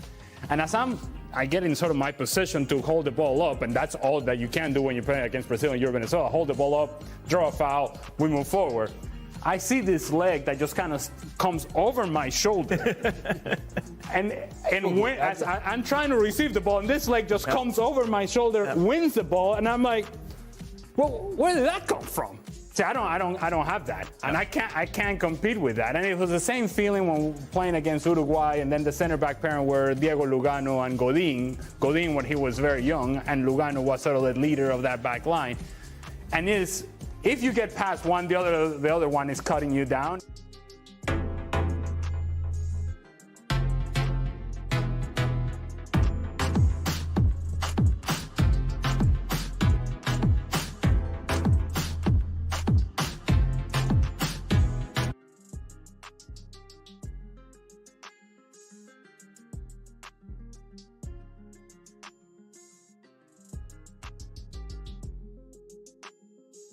It's Rog, and we're just days away from the start of one of football's most glorious months, the kick-off of Euro 2024, a men's tournament that will see teams from 24 countries, including France's latest golden generation, England's heavily favoured young Lions, what could possibly go wrong, and Scotland, who could make history by just getting out of the group stage. You do that, can't you, lads? All of them and more will arrive in Germany, a 30-day stretch in shoes, when you'll learn more about Hungarian centre-backs and Albanian strikers. You know, the good stuff than you ever dreamed of. It's also a summer in which we'll find out just how much Alexi Lalas is too much Alexi Lalas, as Fox will broadcast the Euros by day and the Copa America by night. A lot of Lexi incoming, and to help us make sense of it all and to speed run through all 24 countries so that you are ready, I'll speed through them like Carmen San Diego. After an espresso bender, I am delighted to be joined by the only gent I know whose knowledge is deeper than Portugal's bench and who can pronounce Kvaratskhelia on the very first try, unlike me. It's my mate, New York Times chief soccer correspondent, and quasi-Scotland fan. It's Mr. Rory Smith. Not even quasi, full on Scotland fan, followed by whoever's playing England. It's the accent, it just gives it away. And also just the sardonic everything. But so much football about to go down, I do want to dive in. But first, Raw. I need to acknowledge just how much this Euros means to England right now. I read an incredible piece in The Guardian, I think it was on Friday, where they reported English football fans are predicted to spend $3.5 billion on items, including beer, pizzas, and new televisions. Those are the three basic food groups, Ro. They are. Those are the things we eat in Britain: pizza, beer, and Hitachis. That's what we consume. I'm always slightly sceptical about how many people buy a new TV for a major football tournament, but some people must. So funny. It's me. I think the 3.5 billion is about 3.5 billion on beer. They all share one large pizza, and I think they just throw the new TVs in to make that statistic seem mildly decent. Yeah, I mean, I suppose if you're thinking about changing your telly, now's as good a time as any. That's maybe the thinking, but I'm slightly sceptical about that, and a lot of it depends on how England do, because whether the country contracts Euros fever will, I suspect, be related to first results and then performances. I'm not a doctor, but I do diagnose cases of Euro fever. That's exactly where we'll start, Raw, as we dive in. We'll start none at the beginning, but we're going to go full on Sesame Street and start by celebrating the letter C, Group C, which stands for OVS, coming home. It's coming home, a statement that always ends with a question mark, and ultimately, in devastating disappointment, England's 3 Lions, 2 left-backs and 1 Harry Kane are among the favourites to win it all. The number crunchers at Opta simulated the outcome of the entire tournament 10,000 times, which sounds like a Proclaimers song about statistics, and they determined that England had an almost 20% chance of lifting £17 of sterling silver at the end of it as Euro 2024 winners. The supercomputer says we're champions, you'll never sing that. And despite the optimism of David Baddiel and Frank Skinner, whose song has sworn it's coming home now for the past 28 bloody years, a track that's now old enough to have children who've endured the generational trauma of England's loss in the 2020 edition of the Euros, which was held, you'll remember, in 2021 because of the pandemic. They fell to Italy on penalties in the final. Also the gut punch of the 2022 World Cup when one HK penalty miss. Well, there's a difference in a 2-1 loss to France in the quarter-finals. England's major tournament frustrations, they're well known. Men's side haven't delivered a major piece of silverware since the 1966 World Cup. And no other team has played as many games in the Euros without winning the whole bloody thing. Raw, can we get a quick bellwether, a finger in the air of the national mood? Where are we between hysteria and reality as we storm towards this one? Probably closer to reality, partly because the final game before the Euros was a 1-0 defeat to Iceland, which was not really in the script. And I think it's reminded a lot of people that particularly because it was Iceland, the deliverers of England's last great Euros humiliation in 2016. I think it's put a little bit of a pin in some of the enthusiasm, and partly, although this isn't great audio, because I think across Europe the build-up to this tournament is relatively low-key. It sounds like even in Germany, as we're talking, we're sort of 3-4 days out from the opening game, and it feels like a tournament that people are going to need to see before they get excited about it. And there's lots and lots of different reasons for that. But in England, there is an awareness that this is a competitive team. If you look at their record in recent tournaments, final of Euro 2020, 2021, semi-finals in 2018, even the defeat to France in 2022, France made the final. They were, an Emiliano Martinez save away from retaining the World Cup. It wasn't a humiliation. It was just being beaten by a really good team. England have every right now to expect to make the latter stages of the tournament, and it's not as absurd as it used to be to think that England could go and win it. They have the squad, they have the experience, they have the quality. There's plenty of reasons to be excited, but I think generally everyone is waiting until this tournament starts, maybe, to come down with that full-on, full-blown, high-temperature Euros fever. There is a huge pressure on the once waistcoated shoulders of manager Gareth Southgate. This is his fifth and almost certainly final tournament as England's national talisman. Raw, really at this point we've seen so many different types of Southgate. He was a subject of ridicule when he joined for many. Became a national hero, almost a saint, definitely a diplomat. Felt like the last sensible man in Britain during World Cup 2018 and Euro 2020. And then almost just, we'd love to build him up and knock him down. An overly conservative scapegoat after World Cup 2022. But this squad he's chosen, shorn of his old tried and trusteds. Your Jordan Henderson's gone. Jack Grealish's thighs, both not selected. Harry Maguire, injured. We have 12 tournament virgins, which sounds like an amazing emo album forthcoming, but they include Chelsea's Cole Palmer, Manchester United's baby, Kobbie Mainoo, and a Palace duo, Eberici Eze, and midfield wonder. What a story he is, Adam Wharton. What kind of Southgate energy are we seeing going into this tournament? Yeah, it's interesting. There's been I think 3 stages of Southgate as England manager. The first main one was around, and there was Pete Southgate. The Paleolithic age. The waistcoat era of 2018, when he unexpectedly kind of won the nation's hearts as he guided England to the semi-finals of the World Cup. Marks and Spencer's, which for some reason is, those who don't know, Marks and Spencer's is just like a British chain store. It's not particularly special, but for some reason it's like the apogee of like middle classness, would you say? Kind of, yeah, but it's a little bit twee and a little bit kind of naff, and it always seems to be rebranding itself to try and capture young people. But it's where your auntie goes to buy her clothes, Marks and Spencer's. But for some reason we take Marks and Spencer's health as like a barometer of the national mood, and I really don't understand why we do that, but that's the role that Marks and Spencer's plays. It's like Southerners, if you're listening, it's how you use Waffle Houses during hurricanes. I don't understand that reference, but okay. And, in the summer of 2018, Marks and Spencer sold out of waistcoats because Southgate had made them so fashionable. Britain's future is to rise again! And we kind of loved his kind of honour and his decency and his quiet sensibility, and everyone really liked it. At a time when it felt like Britain, like a lot of the world, was going crazy. Southgate was just this resolutely quite normal, calm man, and everyone responded really well to it.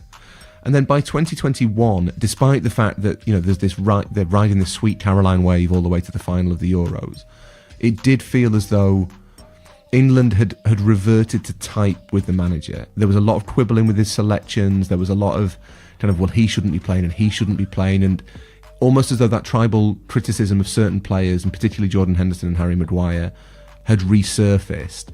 And it got covered over a little bit, but we had clearly passed Pete Southgate, and we were kind of suffering from Southgate ennui, maybe. And now we've almost reached Southgate fatigue, and he's become... It's not that people dislike him particularly. I don't think there's a big constituency that dislikes Gareth Southgate. But I think he's become so familiar that we just kind of overlook him, pick holes in him. In a way, we treat Gareth Southgate like we treat Marks and Spencers. And I'm now freewheeling, Rog. You're probably able to tell this. No, I'm loving this. So we only ever talk about Marks and Spencers when the profits are down or when their latest range has been a disaster or whatever. And Southgate, it feels as though we're so familiar with him that we've become slightly contemptuous of him. And I think that's really unfair for someone who's done a lot to turn England into a genuine force in world soccer. He was more than that, though. He's a force for good in life and in the world. So we could never let that stand. We could never let that that's not be. allowed. Yes, why would you want something transcendent when you can grab it by the ankles and drag it down into the muck with the rest of us? But this squad, Rog, is really un-Southgate. He's taken loads of risks, and it is a really genuinely left field squad. And there's two players who I think are suggestive of a little bit of desperation, or have maybe been fast tracked because Southgate's kind of in the mood to dance, and those are Mainu and Wharton. Mainu clearly wonderfully talented, huge career ahead of him, but he has only started kind of 24 games for Manchester United. 19 years old. That feels a little bit like the kind of thing that England would do in the before times, before England had a sensible pathway to the national team, taking Theo Walcott at 17 to the World Cup. There's just a little bit of that energy going on. And the other one is Wharton, who's been really impressive for Crystal Palace, but he has leapfrogged kind of 10 midfielders who have much more Premier League experience than him. And that feels, on the one hand, really exciting and very un-Southgate. I just wonder if it's a little bit kind of overkill. Like, you don't necessarily have to do that. So interesting. So for those of you listeners who are not on the Adam Wharton Express, this was a gentleman who arrived at Palace, I think, last day of the transfer window, February 1st, was it? He was playing for Blackburn Rovers 5 months ago, but he has soared. And the two you've singled out, they really are. It's almost, I thought it was like Southgate's like, you didn't want transcendent Southgate, I'll give you a reckless, dangerous Southgate. But you're saying no, you've decoded it wrong. This is the Southgate of desperation. And the honest truth is, you pick two footballers who are fascinating because the conservative Southgate may be gone, but doubts do remain of the extent to which Gareth will throw caution to the wind in his midfield selection. Question really is, who will play alongside the ripple muscle that is Declan Rice? And cases are being made for everyone you mentioned: Kobbie Mainoo, Adam Wharton. Some are even pushing for Trent Alexander to move into the midfield. These are all good names, but the midfield, ultimately, in international football, is about control, a heartbeat, chemistry, and combination. It's got to be said, overall, Gareth has ripped it all up in the charge towards this tournament. Can you see a way that he can summon some lightning? Because against Iceland, that 1-0 defeat, it was dead battery all over the field. It's really difficult to pick which way to go. It feels a bit like a choose your own adventure thing. Or I don't know whether you're a Terry Pratchett reader, Rog, but he had this he's a sci-fi author, a really funny sci-fi author, who had this concept of the trousers of time, that basically every decision you make sends you down one leg or the other, and you never know what's in the other leg. Which is the way I kind of consider reality. So it could be that Southgate has enough talent in his squad and that he can throw these incredibly gifted players together and make something magical. Ultimately you have Bayern Munich's best player is England's striker. Real Madrid's best player-ish is England's midfielder. One of Arsenal's best players, England's other midfielder. Phil Foden, who kind of was the standout player for Man City this season. Bukayo Saka, Arsenal's other contender, along with Odegaard, to be their best player. Cole Palmer, who carried Chelsea. If you have that as your front six, you stand a chance. And it may not matter that they've never really played together, and that Bellingham's going to have to play a slightly different role, and that they're all going to have to kind of fold into each other in a way that does ultimately limit some of their abilities. It forces them to do things they're not entirely comfortable with, but they're all good enough to get away with it, and the talent level there is so high that England will sweep, certainly to the semi-finals, probably to the final, possibly to winning it. The other alternative, the other leg, the left leg, the other trouser leg, is the one that maybe feels a bit more traditional football logic, which is that it's not great to go into a tournament with a team that's never played together before. So if you suddenly throw in a side that has Mark Gay in defence with John Stones, possibly not a natural left-footed left-back, that's not great, Kieran Trippier maybe filling it out there, and then a midfield of Rice and Trent, or Rice and Bellingham with Palmer ahead of them, and Saka, Foden, Kane, it might be that they're incredibly talented, but in the latter stages of the tournament, the lack of chemistry, the lack of familiarity will stop England kind of gathering that momentum, being able to break down the better teams. Look, their group is Serbia, Slovenia and Denmark. They will get out of the group, it won't be a problem. But if you're running into the Dutch or the French or the Germans or the Spanish in the latter stages, you kind of want a team that has its rhythms set, that understands each other. And I think there is a risk that with this really exciting squad that he's chosen, Southgate is going to have to build the plane while he's flying it, and that's not easy. Yeah, I mean, there were boos at Wembley, even from their children. It's so reassuring to me when I watch an England team lose, just that the next generation of English children are being taught to boo their heroes after that shot when they'll lost to Iceland. When you look at this squad, the way you've articulated that one trouser leg of greatness, there's so many great Premier League players on this team, but there's also so much youth. And now, with these incredible changes in the squad composition, there's so much inexperience in this England team. And there's also been quite, I mean, some would say erratic, I could just say a lack of consistency in selection. Gareth's given so many players auditions. It's going to be fascinating to see how it gels, if it gels, as we leap into the unknown. But England's key weakness ultimately could be that back line, especially left back, where Southgate's got to choose from a banged up Luke Shaw, who's having his last appearance was 20 minutes for Manchester United against Luton February 18th.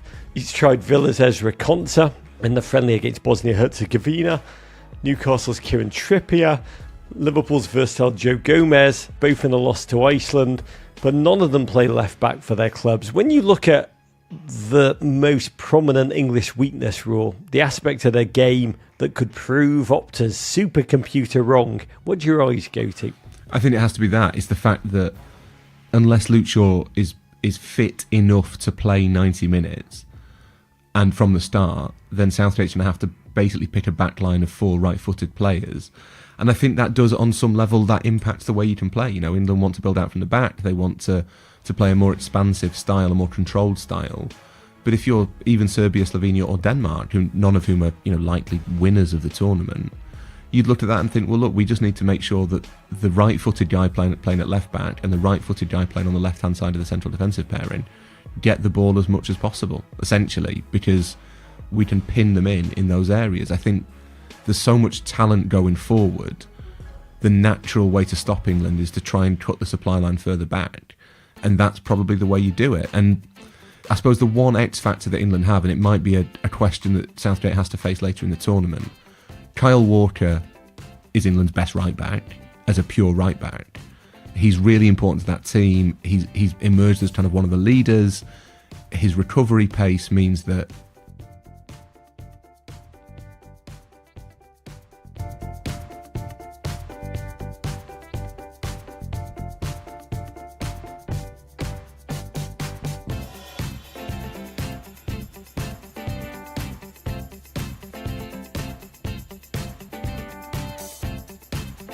beating the World Cup holders at the time, Argentina, 1-0. So it can happen.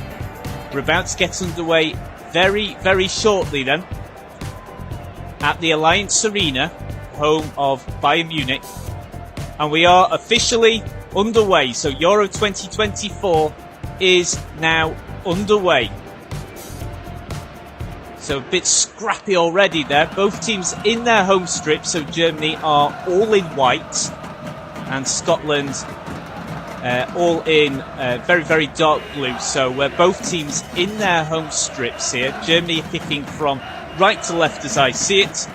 Scotland from left to right. And I think, I don't think you'd be too surprised me saying, I think for the opening few minutes, I think we'll certainly see Germany with the vast majority of the ball, just finding their feet early doors. And for Scotland, it's just a case of just trying to pressure and keep the German side on their toes, and maybe trying to force an early mistake here. And Germany have already got a big chance here, and it's a good save in the end. It was a one-on-one opportunity. Florian Wirtz, within the opening minutes of the game, just managed to nip ahead of his marker, and he only had Angus Gunn to beat. I think when we look back at the replay, he would just have been offside. So I think had he found the ball in the back of the net, I think it would retrospectively have been ruled out for offside. It was close though. Of course, at the time we couldn't know it. Looking at the replay, it's actually a save by Angus Gunn's face to keep the score at 0-0. But a rapid start there for the hosts. And already an effort on target. So Florian Wirtz almost scoring a goal, finding the back of the net after about, 56 seconds played. So very, very quick start here from Germany. And they're back here again on the left wing. Musiala, Bayern Munich. Well, it's a good challenge there from Porteous, and Scotland just being put under some severe pressure here. But the Watford defender just managed to get the intervention in crucially at the right time. And he needed to, because Musiala had just broken into the penalty area. So 0-0 within the third minute now, but it's been a very, very bright start from the hosts. Scotland already being put under some big pressure here on two separate occasions.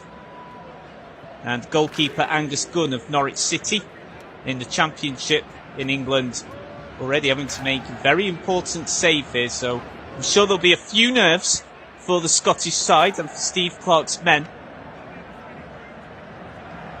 But they'll need to just get a grip at Norwich. They need to get a grip of things soon enough, though, otherwise they could find themselves 1-0 down very early on. Scotland now with a throw-in. They just have a little bit of a feel for the ball now. Just a little bit scrappy. Germany clearing through Rudiger.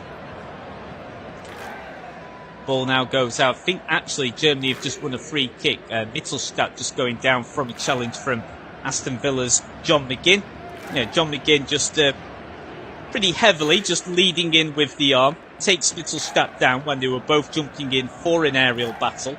So Germany have the free kick inside their own half. Long ball in, going down the right wing, and in the end it's cleared away. That's by Kieran Tierney. And gets a big slap on the back there for his efforts too. Obviously Scotland are well aware just how much pressure they're going to be put, I imagine, throughout this game. So Scotland already being put under some serious defensive pressure here, but from a Scottish perspective, they should look to just calm things down now. So it's going to be Gunn to take a goal kick. Very, very long goal kick as well, straight into Germany's own half. Rudiger heads the ball back to Neuer for his first touch of the ball. Now Tah to Rudiger, of course formerly of Chelsea. Back to Tah. Now Mittelstadt on the left wing. Nice little ball there. Through to Gundogan, the skipper, of course, formerly of Manchester City. But Scotland have just been able to win the loose ball. Played long. Trying to find Christie up front, but is crowded out by a strong German defence. But now Scotland just breaking free here, just down the left wing. And it's Rudiger that just gets to the ball just ahead of Andrew Robertson. The linesman is saying that the last touch came off the German player, so it's going to be a throw into Scotland on the left flank, around about 15 yards away from the corner quadrant. So nice little position here for Scotland to win a throw-in. Just try and get themselves into the game, try and get a footing in here. 5 minutes in. Looks as if it's going to be a long throw-in. No one there, even 10 yards within. So the throw-in comes in, into the heart of the penalty area, headed away by Rudiger. Now it's shepherded out by Germany, and now they'll look to break quickly. Down the left, Mittelstadt tries to go for a through ball here, tries to put Wirtz through, but that's well defended there by Jack Hendry, who plays for Al Ettifaq in the Saudi Arabian first tier. Now Scotland with the ball on the right wing, but being put under a lot of pressure here. Germany are pressing very, very quickly when Scotland are in possession, but now the Tartan Army can just break a little down the left wing. Or too much weight on the delivery though, and the ball just rolls straight into the hands of Manuel Neuer, of course, who's been Germany's #1 first choice goalkeeper for so long now. This is his 120th appearance for the national side for Germany for the 38-year-old. He's seen it all, as Neuer. Now Tar just bringing the ball out for Germany. Short pass to Rudiger, just in front of the centre circle. Now to Mittelstadt. A decent start on this left wing here for Germany. Now Mittelstadt again. Tar. Now to the right wing. And Germany do here. Just a lofted ball here. Musiala. Of course, a lot of hype around Jamal Musiala, the Bayern Munich player. Interesting to see what impact Musiala can have, and the likes of Florian Wirtz as well. A lot of hype around both of those players coming into this tournament, and a lot is expected of both as well, and of Germany in general, of course. As I said before, if you missed the intro to this game, of course it was a disastrous World Cup in Qatar for Germany. They've not played any competitive games since then. It's all been friendlies since that defeat. When they were eliminated in the group stage. So a lot of pressure on Germany as well, with them being hosts. Still 0-0, 7.5 minutes played. Scotland now looking to break from defence, look to move it to midfield. The ball surely has gone out there, and it has. Throw-in taken very, very quickly by Germany. Mittelstadt on the left. Now back to the centre. Now to Andrich. Now to the right wing, lofted in once again here. Germany just trying to find space with Kai Havertz. It's hooked away by the Scottish defence. Mittelstadt. Now Cruz. Of course, Cruz as well, a very, very experienced international player. Been and done it all. The Real Madrid midfielder. Now Mittelstadt on the left wing, inviting room here for a cross. It's decent. It's just headed away by a Scottish defender there. The ball will go out for a throw-in. It was Robertson who got the touch there. Concedes the throw-in. Germany take it quickly, looking to keep this quick tempo up here. Tar. Now to Cruz, just sort of sitting in kind of like a defensive midfield role here. Back to Cruz once again. Quick link-up play with Musiala. Cruz again. Just dictating the play here. Now Rudiger, a lot of pressure having to be soaked up here by Scotland. Every single German outfield player inside Scotland's own half right now. It's a lot of pressure already for Scotland to have to be dealing with. And you get the feeling this will be a common theme throughout this game. Of course, Scotland's best chances are to hit Germany on the break, or hit them on the set pieces as well. Now Germany just breaking free down the right wing here.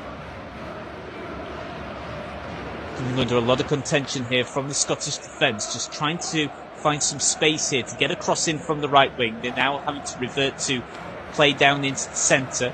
Cruz again dictating the play. Pulling the strings here for the German side. Lovely little back heel from Havertz. Almost puts Musiala in. But Scotland are able to clear. And immediately it's a long ball from Scotland. But Christie just very isolated up front at the moment and not really able to get a proper feel of the ball. Cruz once again, lovely ball to the right wing. Andrich cuts into the centre, and it's a chance here for Florian Wirtz, and it's gone in! Germany have... And it's Florian Wirtz.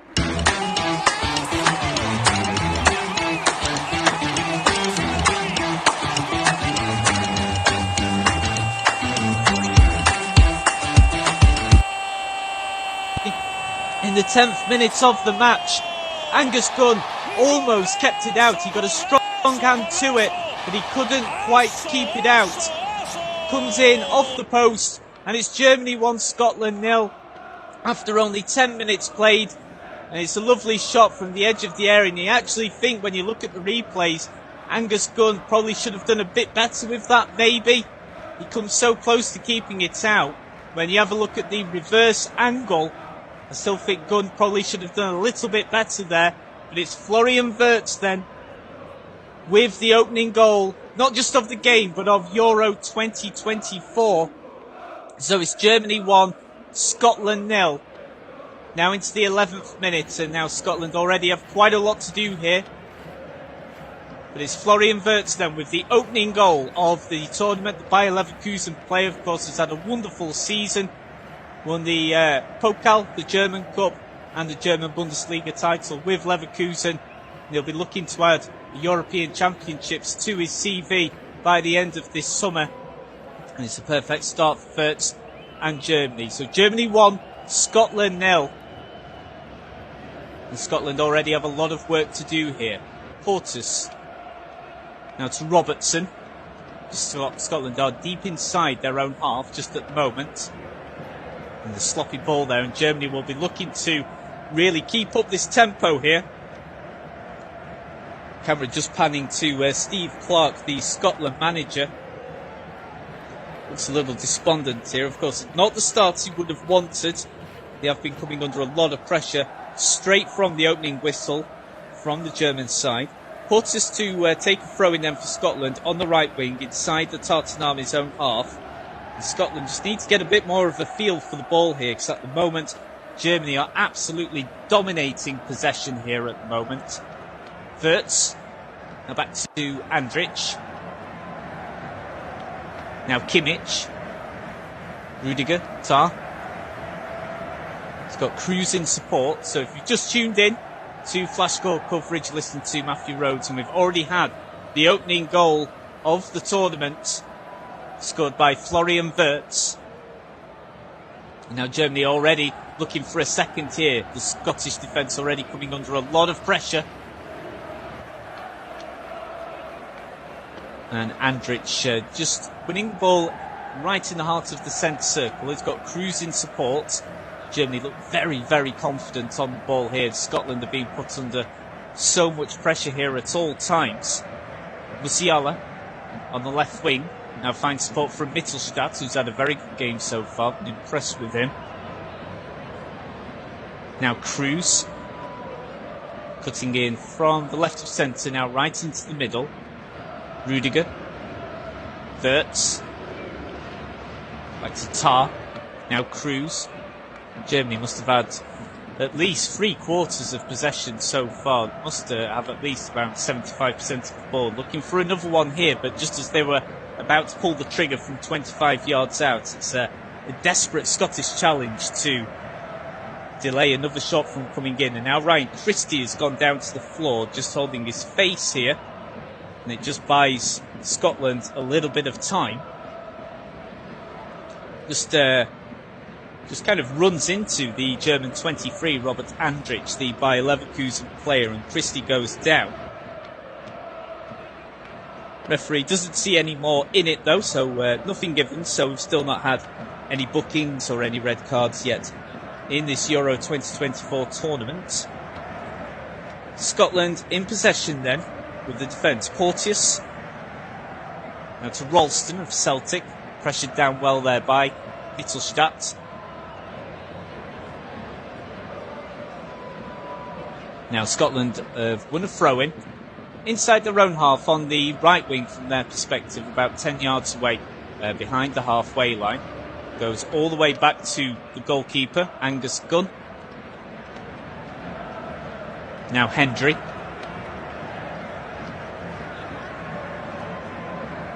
Short pass to McTominay, who we've not seen too much of so far tonight, of Manchester United.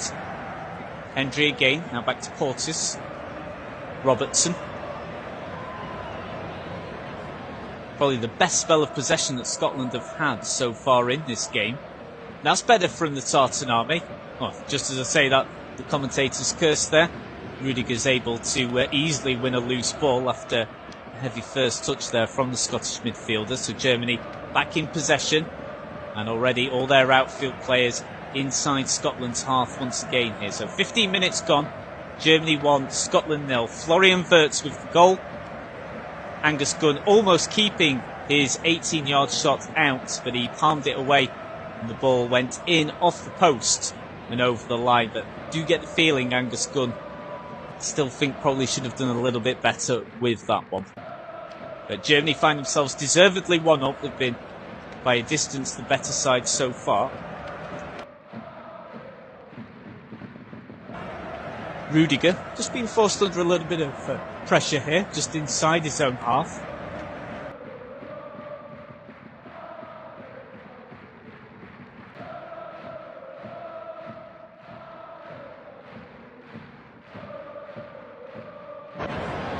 Rudiger.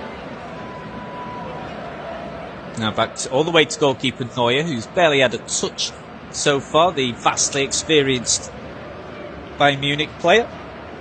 Long kick from Neuer, and it will go out for a throw-in for Scotland, right over where the halfway line is, on Scotland's left wing. So, perfect start so far for the hosts. A lot of work for Scotland to do, but of course with the score still at 1-0, certainly still in this game. Scotland just being forced to play the ball all the way back to the goalkeeper, Angus Gunn. Now Scotland taking a little bit of a risk here, playing the ball out from the back. Managing in the end to hurriedly play a long ball, and Germany immediately win possession once more. Like I said before, they must easily have at least have had 70% of the ball so far in this opening 18 minutes of the game. Now Andrich, Tar, Rudiger, back to Neuer, who's around about 25 yards off his goal line. Tar again. Rudiger taking his time here. He's got Tar and Cruz in support. Now Cruz passes through to Andrich. Tar, Rudiger, Kimmich. Back to Rudiger, just Germany just being very, very casual but very controlled in their possession here. The tempo has just gone down just a little bit here, but that's a good long ball, and it's forced Angus Gunn to go a long, long way off his goal line in order for him to clear the ball away. Bit of a sweeper keeper there in the style of the goalkeeper at the opposite end, Manuel Neuer. At the moment, Scotland just not having anywhere near enough possession to try and create a chance from their own end here. Just getting some of the first stats through of the tournament. So yeah, as I said, in terms of possession, Germany have had 74% to Scotland's 26%, and it's another through ball here for Germany. They've got a chance to make it 2 here, and Scotland are in a lot of trouble. They're in big trouble. It's 2-0 to Germany. It's the perfect start here, and it's Jamal Musiala, one of the players most hyped up for this tournament. And Scotland are in big, big trouble here. 19 minutes gone. Germany turned defence into attack in the blink of an eye, and they suddenly double their advantage. And it's fully deserved. They look clinical, they look controlled, and they look very, very dangerous in this tournament. As I was saying just only about a minute ago, I was saying the tempo had just slowed down a bit. But then suddenly, Germany very, very quickly turned defence into attack. Lovely pass back, a drag back from Kai Havertz. And it's the number 10, Jamal Musiala. There was nothing Angus Gunn could do about that one. We're just seeing here Steve Clarke, both index fingers being pointed to his head to say to his Scottish players, just calm down. Stay in the game mentally. Because at the moment, this could end up being a bit of a humbling defeat here for Scotland. They now have a mountain to climb if they didn't have one already. So with 20 minutes gone, Germany 2, Scotland 0. And Germany, of course, very, very, very early days, of course, in this tournament and in this game, but they look very, very impressive here. They're opening Scotland up very, very easily. So with the opening goal, that was Florian Wirtz. And then with the second, it was Jamal Musiala. And as I was saying as well there, just before the start of this game, just before we had kickoff, I said those were 2 key players that have been hyped up so much, Musiala and Wirtz, and already they've both delivered within the opening 20 minutes of the tournament. So Germany 2, Scotland 0. We've already got 2 goals within the opening 20 minutes of the tournament. We could have a third here. Angus Gunn, again, having to blast off his goal line in order to boot the ball away before Kai Havertz could get in and have a great attempt to make it 3. And Scotland need to be careful here, because if Germany were to get another within the next 5 to 10 minutes.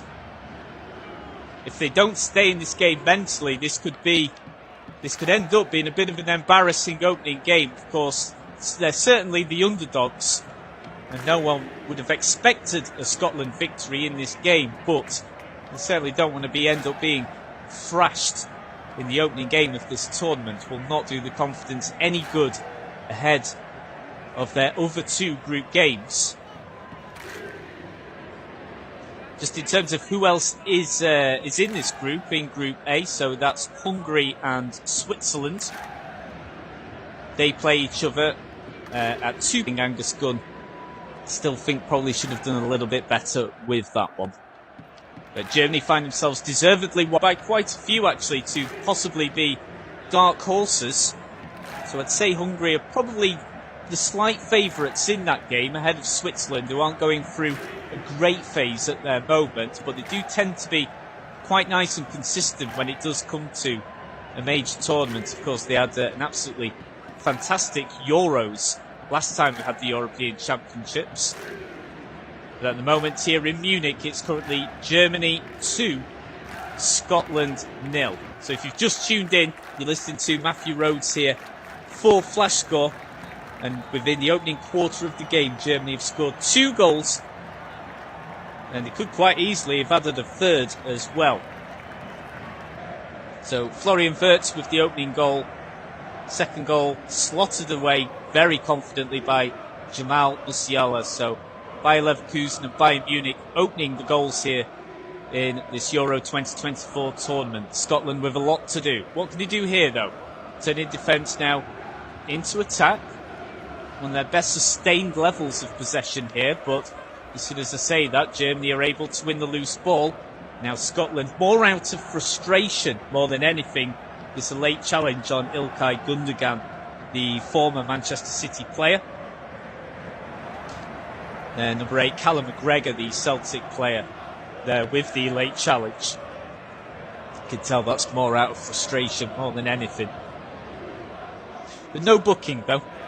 So we're still yet to see the first booking of this tournament. Now into the 24th minute, and again Germany just playing some lovely stuff down this left wing here, and it's causing Scotland a lot of problems here. Musiala, was brought down on the edge of the penalty area. What has the referee given here? Has he given a penalty, or has he given a free kick on the edge of the area? I've got a feeling he might actually have given a penalty. We're just awaiting confirmation here, because it's right on the edge of the area. Let's have a look at the replay here, because I'm still awaiting. Oh, I think he's given a penalty. When you look at the replay, the number 10 here, Jamal Musiala, is just breached into the penalty area. He's just gone past the line. That's a penalty kick. Scotland are on the verge of being in deep, deep trouble here, if they're not already. Just wondering if VAR is just checking this. It is a penalty check here. It's got to be a foul, surely. So, just not too sure whether the referee had actually initially had given a free kick. Because when you look at it first glance, you do think it was on the edge of the penalty area. Or whether the VAR officials are just checking whether it was actually deemed to be a foul when you look back at it retrospectively. But I've got to say, when you look at the replay, I'm sure the feet are clipped there. Musiala's feet are clipped. I'd be amazed if this isn't given as a penalty. And if it is, Germany would be on the verge of going 3-0 up within the opening 26 minutes of the game. So what has the referee given here? No penalty. So it's been decided that the foul was committed outside the penalty area. I've got to be honest, I'm a little bit surprised by that. When I looked at those two replays, it did look as if Musiala had been fouled just as he'd gone past the line. But the referee, well, the VAR officials, but rather, have deemed it that the beginning of the foul, so when the first contact was made, was outside. Cruz once again, lovely ball to the right wing. Andrich Cuts into the centre. They're still in trouble.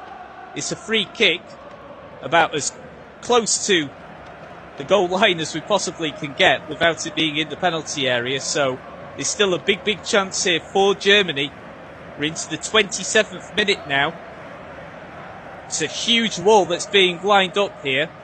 So the wall itself is behind the penalty spot. That's how close this free kick is. So we're talking literally about half a yard off where the edge of the penalty area is here. That's how close this free kick is. Who's lining up for this set piece then? We've got about 3 players here for Germany. Circling here like vultures. They want to really go in for the kill here on this game, because if this was to go in, it's surely already game over for Scotland in this match. It looks as if it might be Joshua Kimmich to go for it here. The free kick comes in. Oh, and it's saved. I think it takes a tiny deflection. It was Kai Havertz to take the set piece in the end. It looked as if it was going to be Kimmich. It was Havertz. We're having another look at the replay, by the way, of the foul. It's so close as to whether you would judge it to be inside or outside the area. And yeah, we're just seeing a reverse angle of that free kick now, and it did take a little deflection off a Scotland player, and it only needed to go just a couple of yards the other way and the goalkeeper would have been completely wrong-footed. But Angus Gunn makes a save, and more importantly he gathers the ball as well, so he doesn't spill the ball and allow a German player a very easy rebound to convert. So it's still 2-0, but Scotland are in a world of trouble here at the moment. They're pretty fortunate to not be even further behind. They've just been absolutely bullied out of this game by a very impressive looking Germany side. And Julian Nagelsmann, the manager, who of course has not been first team manager of Germany all that long, must be very pleased with the start that the national team has made here for Germany. Of course, Julian Nagelsmann is only 36 years old. Incredibly young to be, well, a manager at any level, but to be a manager at one of the biggest competitions there is, pretty remarkable. He's the same age as me. Pretty remarkable, and he's managing in the opening game of Euro 2024. Remarkable. But yeah, he only became manager in 2023 in September, so he's not even been Germany manager for a full 12 months yet. Back here in Munich then, Germany are knocking on the door once more, on the right wing here. Every single German outfield player, not just inside Scotland's own half, but even players like Cruz and Tarr, are still only around about 35 yards away from the goal line. This is some severe pressure here that Scotland are having to deal with. Tarr just is given the ball back again by Rudiger. Germany just looks so controlled in possession, and Scotland at the moment just have not got an answer at all. Not got an answer. Rudiger. Now Tarr inside the centre circle. Cruz. Now Andrich. Back to Cruz. Now to the right wing. Kimmich.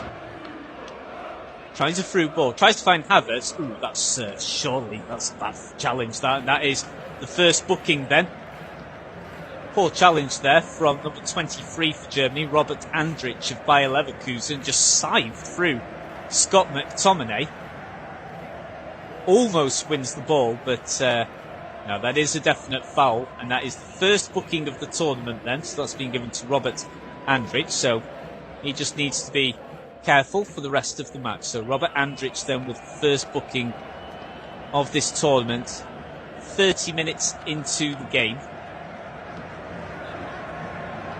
So just a reminder then, if you just tuned in, Germany 2, Scotland 0 after 30 minutes played. Florian Wirtz and Jamal Musiala with the opening goals then of Euro 2024. And you've got to think that if Scotland are going to get anything from this game, they have to get the next goal if they are going to get anything. But if Germany were to get one more by half time, you do worry about how many might just go in for Germany. Scotland have got to stay in this mentally, and I feel like if Scotland are to at least keep this, dignified, shall we say, they need to stay in this game mentally and not concede again before half-time. Otherwise, the floodgates may well and truly open here. Scotland with a lofted ball into the middle here. Oh, and it's given us offside, though, in the end. Havertz did actually have the ball in the back of the net following his effort. I think he knew immediately that the flag had already gone up. It was actually a handball from Havertz, almost off his shoulder, but it was the correct decision. It did come off his arm initially there. So it'll be a free kick for Scotland to take inside their own penalty area. In Norwich City's Angus Gunn. Still feel like Gunn could have done better with that first goal, I must say.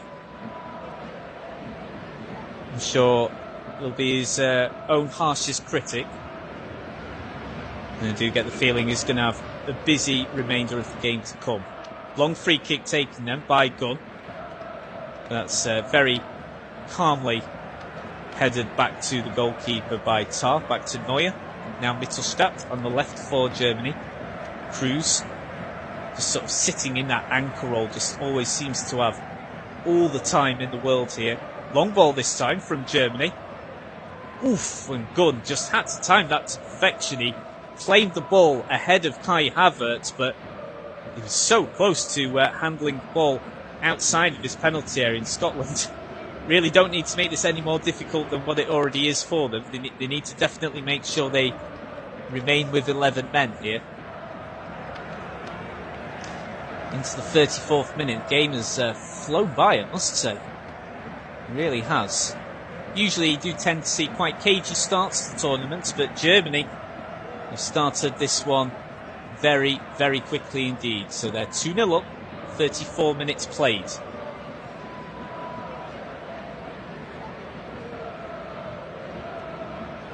Now Germany just trying to advance down the middle. Usually they've had their most joy actually going down the left wing, but just going down the middle there, and Cruz just being fouled in the end by, looks like it was Ryan Christie actually, Bournemouth striker, just dropping back. Christie having a very tough game. He's been pretty isolated up front. He's not really had much support from Che Adams, the Southampton forward, either. I just wonder if Scotland really got the right shape for the start of this game, because they've looked very isolated in their defence as well. So in terms of total attempts, Germany have actually only had 3, but all 3 have been on target, and 2 of them have found the back of the net, whereas Scotland have not had a single opportunity on or off target yet. Packed crowd here at the Alliance Arena, obviously, for, as you'd expect, for this opening game of the tournament.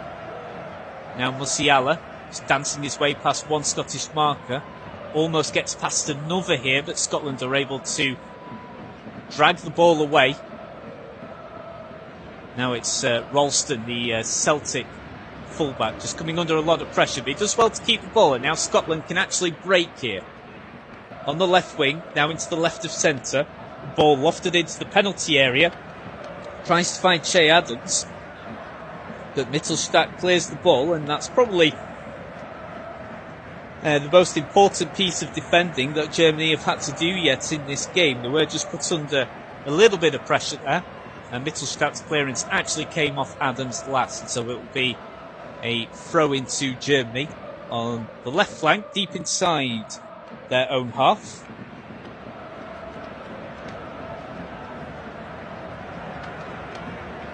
So still waiting for this throw-in to be taken here. Just Tony Cruz taking his time.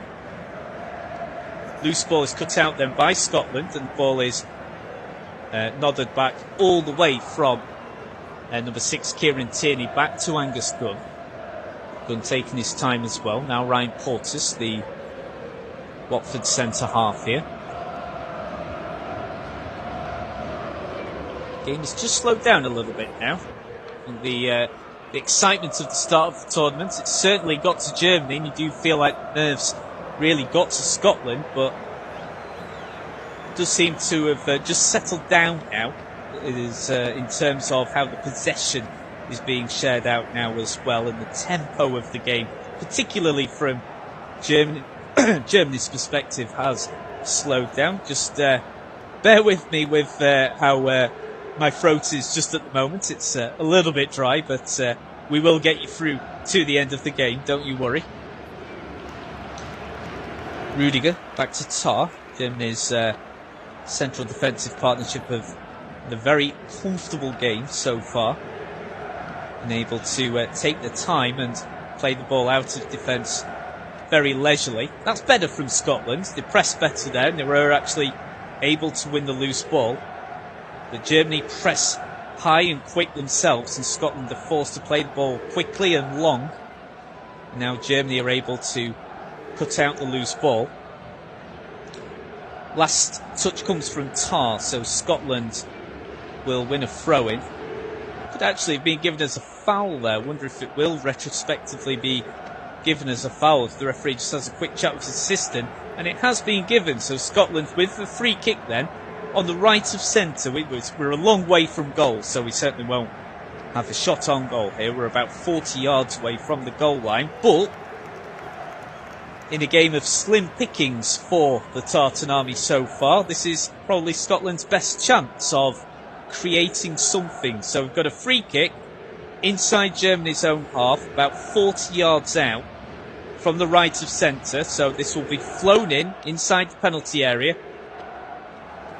They're just not enough bodies in the right area there from Scotland's perspective, and Germany are able to deal with that very, very comfortably. Now Scotland playing the long ball again. They've been able to retain possession though in the middle. This has been Scotland's best spell of the first half so far.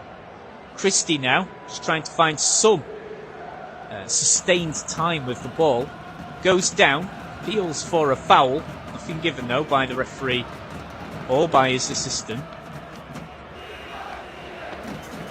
Last touch comes from Callum McGregor, so it'll be a throw into Germany on their right wing, just inside their own half, about 10 yards away behind the halfway line. Into the 39th minute then, so around 6 minutes to go, and to be honest, I can't see there being too much injury time. The only real breaks in play that we've had have been from the goals themselves, so at the moment I can't see there being much in the way of stoppage time. Rudiger with the ball on the right of centre, just about 10 yards away from the halfway line. Now Mittelstadt going down the left wing, gets some support here from Wirtz, who's looked very lively whenever he's been on the ball, just on the outskirts of the penalty area. Scotland coming under a lot of pressure just all of a sudden again. Rudiger goes for goal, but very ambitious, and that's easy for Gunn to claim. Very ambitious shot there from probably just over 30 yards from Rudiger. Get the feeling he probably would not have attempted something like that had the score been 0-0. But with Germany already 2 up, fancied a try of going for glory there from long range. Nice little spell here from Germany. Mittelstadt again on the left. Good support here from Wirtz once again on the left wing. Now just inside the penalty area. Scotland with about 7 players inside their own penalty area. That's a sign of just how much pressure they're coming under once more. Musiala finds support from the right of centre from Tar. Musiala, Mittelstadt, back to Musiala. He's had a great game so far. Tar again, the Leverkusen defender. Cruz, back to Tar once more. Nice phase of short passing there from the hosts. Cruz almost playing as a centre half here at the moment. Now Musiala has been allowed some space here on the left of centre. He'll revert to the centre itself, right into the middle of play. That's fantastic from Germany. Kimmich with the ball floated in, and it's a chance. Oh, and it's somehow not gone in here, but it's not over, and it's a block from Scotland. How on earth did Germany not make it 3-0? We'll need to see a replay of that because Germany were within an inch of just getting the right connection there from extending their lead to 3-0. Let's have a look at an immediate replay. So the header from close range was palmed away by Gunn, and somehow a Scottish defender got to the ball first to prevent an easy tap-in for a rebound goal there. And it was a great challenge there from Porteous. I wonder if VAR might have a look into that though to see if he definitely connected with the ball first. There was a close range header from Germany and the rebound comes so close to falling to Kai Havertz. The ball just eludes him and then Porteous comes in with a very strong challenge there on Ilkay Gundogan, the former Manchester City player. And Germany came within inches there of extending their lead to make it 3-0. And we are indeed, I did mention, would VAR actually have a little look here to see if Porteous' challenge was actually a valid one, whether he actually did win the ball first, because it was a very robust challenge because of the desperation of the situation here. He had to go in for the lunge, but was it actually a fair challenge? Because VAR are officially doing a potential penalty check. Referee looking very, very thoughtful here as he's waiting for his next instructions. He's just having a quick word with Andrew Robertson, the Liverpool and Scotland fullback, and is the Scotland captain. But VAR are still looking into this, and I think the referee might even be now being called over to have a look at the video. He is having a look at this. So it looks like the referee, the referee is now going over to his screen, right in front of the fan base here. So, first replay that I can see. I think he touches the ball first, but it is a strong challenge, and he then goes in two-footed into Ilkay Gundogan. And I think the referee has made his decision here, and it's a penalty. It is a penalty. Ilkay Gundogan has won a penalty here for Germany. And Germany have the chance here to virtually make it game, set and match just before half-time. It looks as if it's going to be Arsenal's Kai Havertz that's going to take the penalty. He's got the ball in his hands at the moment. Ryan Porteous and Andrew Robertson are still remonstrating with the referee. We'll have another look at the replay here. I'd say Porteous, the first connection he makes is with the ball, but it's a very heavy challenge on both feet. Oh, he's been sent off. Porteous has been sent off. Scotland are down. Oh, it gets even worse for Scotland. They're down to 10 men. They're 2-0 down. They've conceded a penalty. They're now down to 10 men. I'd say Porteous got the ball first, but then he goes right through Gundogan with both feet. And they're the key words there, both feet. And that's been deemed as dangerous play retrospectively by the referee when he looked at the video replay. Scotland are down to 10 men. Porteous is sent off. Kai Havertz is now about to take a penalty here, and if he scores, Germany will be 3-0 up on the stroke of half-time. Havertz will take with his left. Havertz versus Gunn. Big sigh there from Havertz, getting himself psyched up for this penalty. He knows if he gets this in, it's surely already game over in this opening match of Euro 2024. We've just gone into the 45th minute. We're still waiting for the referee to blow the whistle. Kai Havertz, he will take left-footed. He steps up and he scores. It's 3-0 to Germany. A dream start for the host nation. An awful start for the Tartan Army, and it's Germany 3, Scotland 0. And to make matters worse, Scotland are down to 10 men. Ryan Porteous has been sent off for foul play, for dangerous foul play, with a two-footed challenge. And Kai Havertz converts the penalty, sends Angus Gunn the wrong way.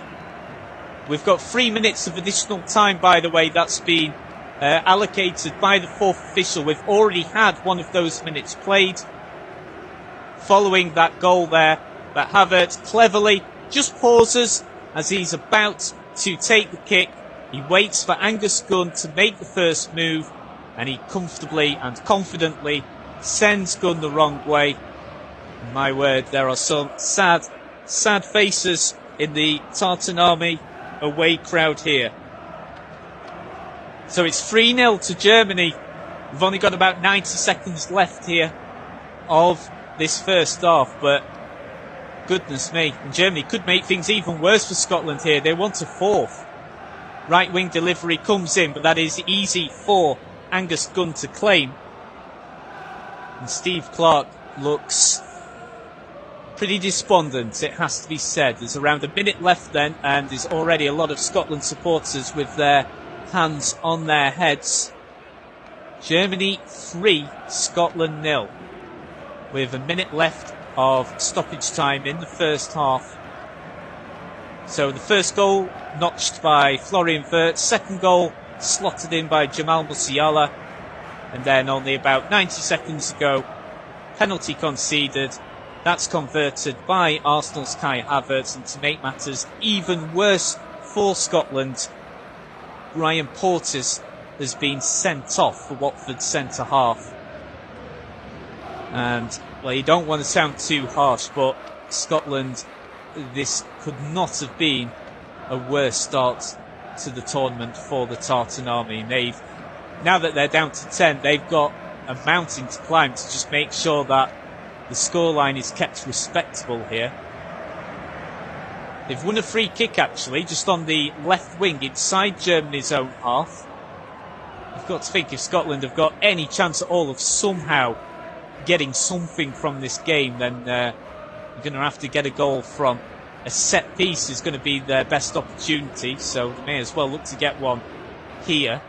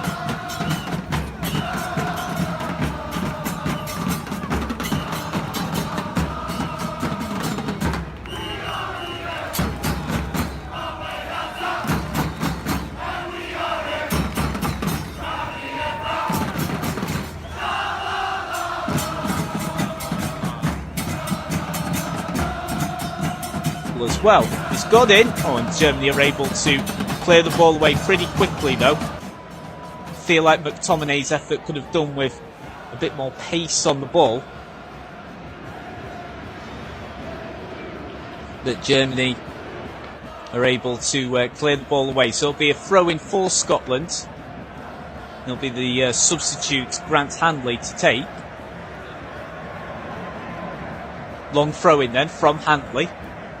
Fairly bright start here from Scotland at the start of this second half, which it must have been a tough old team talk for Steve Clarke to make. And they've just managed to win another free kick here. So right in the centre of play this time, around about 35 yards away from goal. Scotland have played it quick though, quick and short.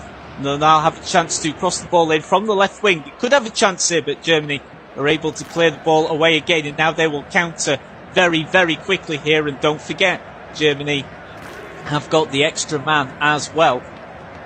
And Germany have actually won a free kick here, and Ralston has been shown a booking. So Ralston now has to be careful here, because of course Scotland are already down to 10. Just unable to keep up with the pace of Florian Wirtz.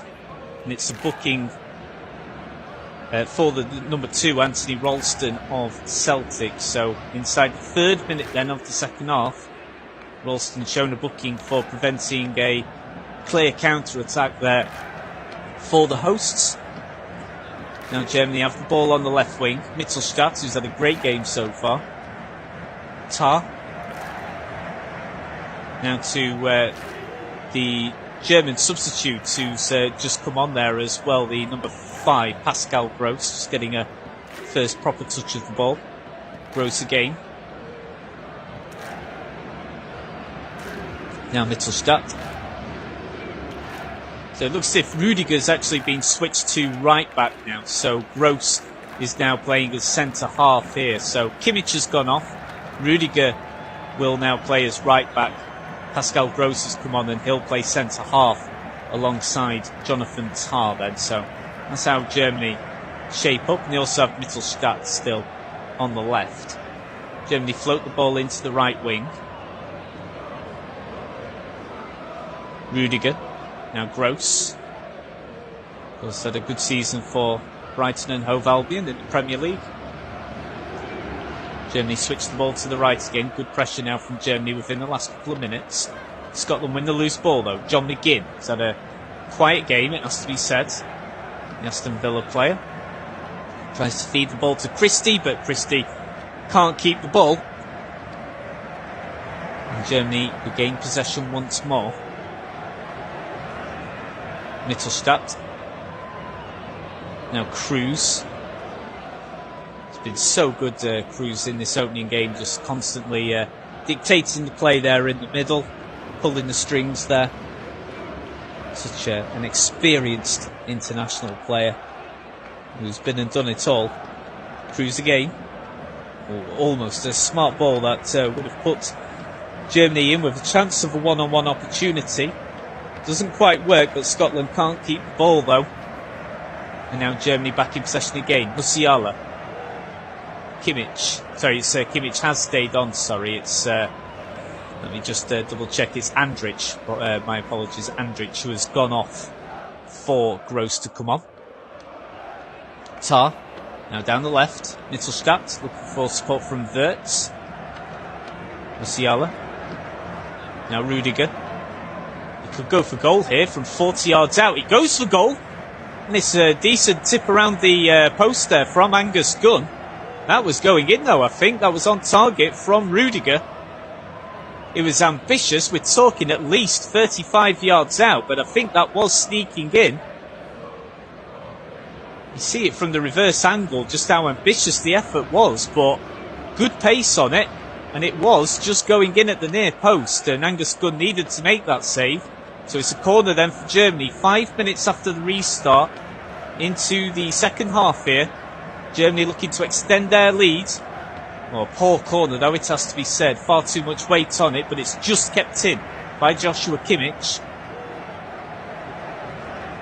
Now they've got a chance here with Mittelstadt. Puts the ball in. Oh, and Scotland are just able, they were living dangerously, but they're able to keep the ball at bay and look to run the ball out into midfield. Robertson wins the foul.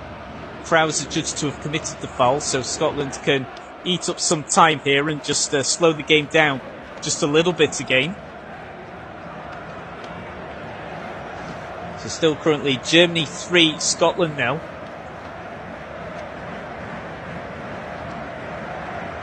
Now Scotland looking to play the ball out of defence here. Great pressing from Germany, and they're able to panic Scotland into the error. They win the ball once again. Musiala, very quick on the ball there. Good link-up play with Gundogan. Now Wirtz is looking for a second for the night. Good pressure here. Gundogan, you could see what he was trying to do there. Lofted ball into the penalty area, but just too much on it, too much weight on it, and the ball rolls out harmlessly for a goal kick for Angus Gunn to take.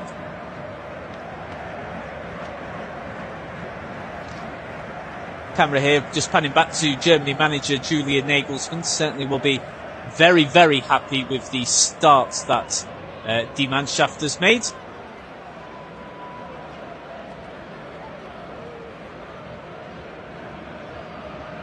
So we're just waiting for Scotland to take this goal kick then through Angus Gunn of Norwich City. Long ball. And Germany's defence are easily able to deal with it. Rudiger now passes the ball to Kimmich. Gross. Now to the left. Mittelstadt. Back to Gross.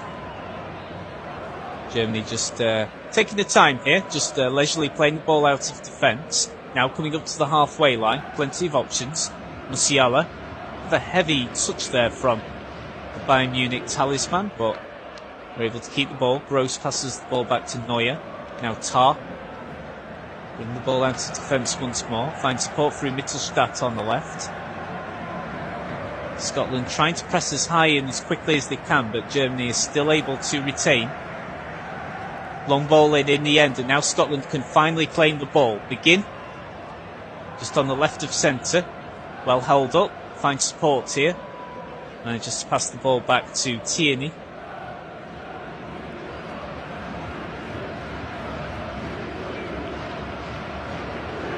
Now McTominay. And Scotland have just been able to win the throw-in.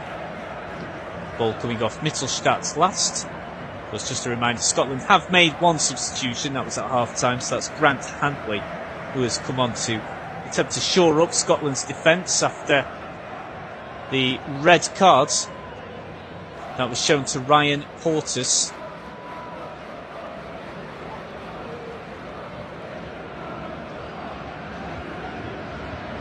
Now Rudiger passes the ball out to Kimmich.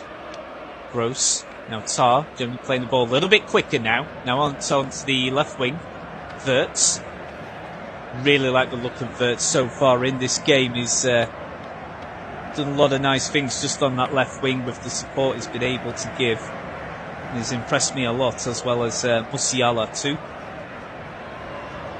As well as Mittelstadt on that left. They've played some nice stuff there, Germany, so far. Now they break down the left wing again, 10 minutes into the second half.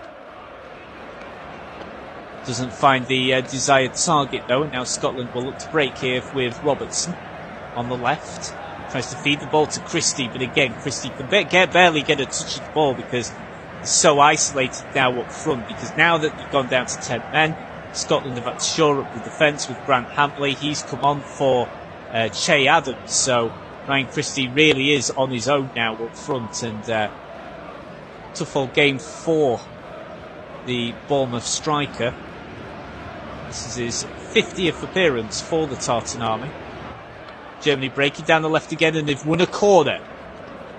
Comes off Ralston last, so it's going to be a corner from the left corner quadrant for Germany to take as they look to extend their lead to make it 4-0. And surely a fourth goal here would surely be the end of the game as a contest. So, corner's taken short. Now it's a long-range shot, and it's a good block in the end from Hanley. And Scotland look to hurriedly clear the ball away, but only goes back to Germany. Again, Germany pressuring Scotland on that left wing. Now just inside the penalty area through Wirtz. Support from Musiala. Now Kimmich could go for goal here. It's about 30 yards out. He goes for goal. Good block from Hanley once again. Now the ball is headed away by the number 8, McGregor. It's back into Germany's possession once more here in midfield. Pressing so high up now, and Scotland are having to soak up a lot of pressure here. Gross, Tar.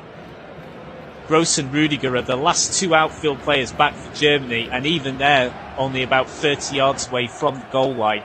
That's how much Germany are pressing at the moment, and they're really adding some pressure here on the left wing inside the penalty area now. Ball goes across the face of goal, and it's an effort in the end from Wirtz, and it just goes over the bar.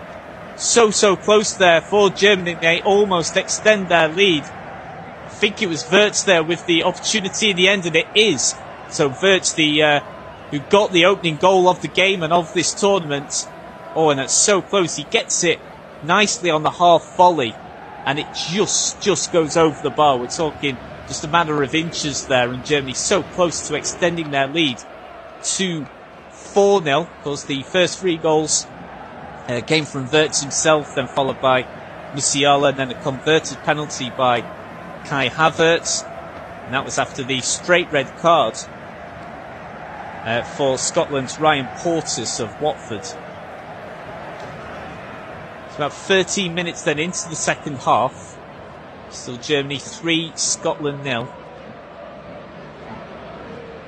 One more Germany goal surely ends this game as any sort of contest here. You do get the impression that this is now already just damage limitation for Scotland. Just a reminder, of course, that we've got 3 games in the Euros to come tomorrow. We'll just come on to that a little bit later. Germany just pressing now again on the left wing. It's Wirtz now going into the penalty area, and they're forcing Scotland under a lot more pressure here, and the defence just having to slide in there and just prevent Germany from notching another goal here from close range after the ball was passed across the face of goal. The danger's still not over yet. Havertz tries to get the ball there just on the edge of the 6-yard area, but is just out-muscled by the Scottish defender. But Germany regain possession once more. Wirtz, this time on the right side here, now cutting back into the centre. Gross, about 40 yards out from goal, in the middle of play. Getting support from Cruz, now Rudiger. Germany just having so much of the ball right now, and Scotland having to soak up pressure once again. Kimmich finding support here from Gundogan. Rudiger now back out onto the right wing. Kimmich of Bayern Munich doesn't go for the cross yet, passes to Rudiger. Very patient build-up play here from Germany. Scotland practically with all their outfield players now behind the ball. Cross comes in from the right wing. They've got a chance here to go for goal on the edge of the area.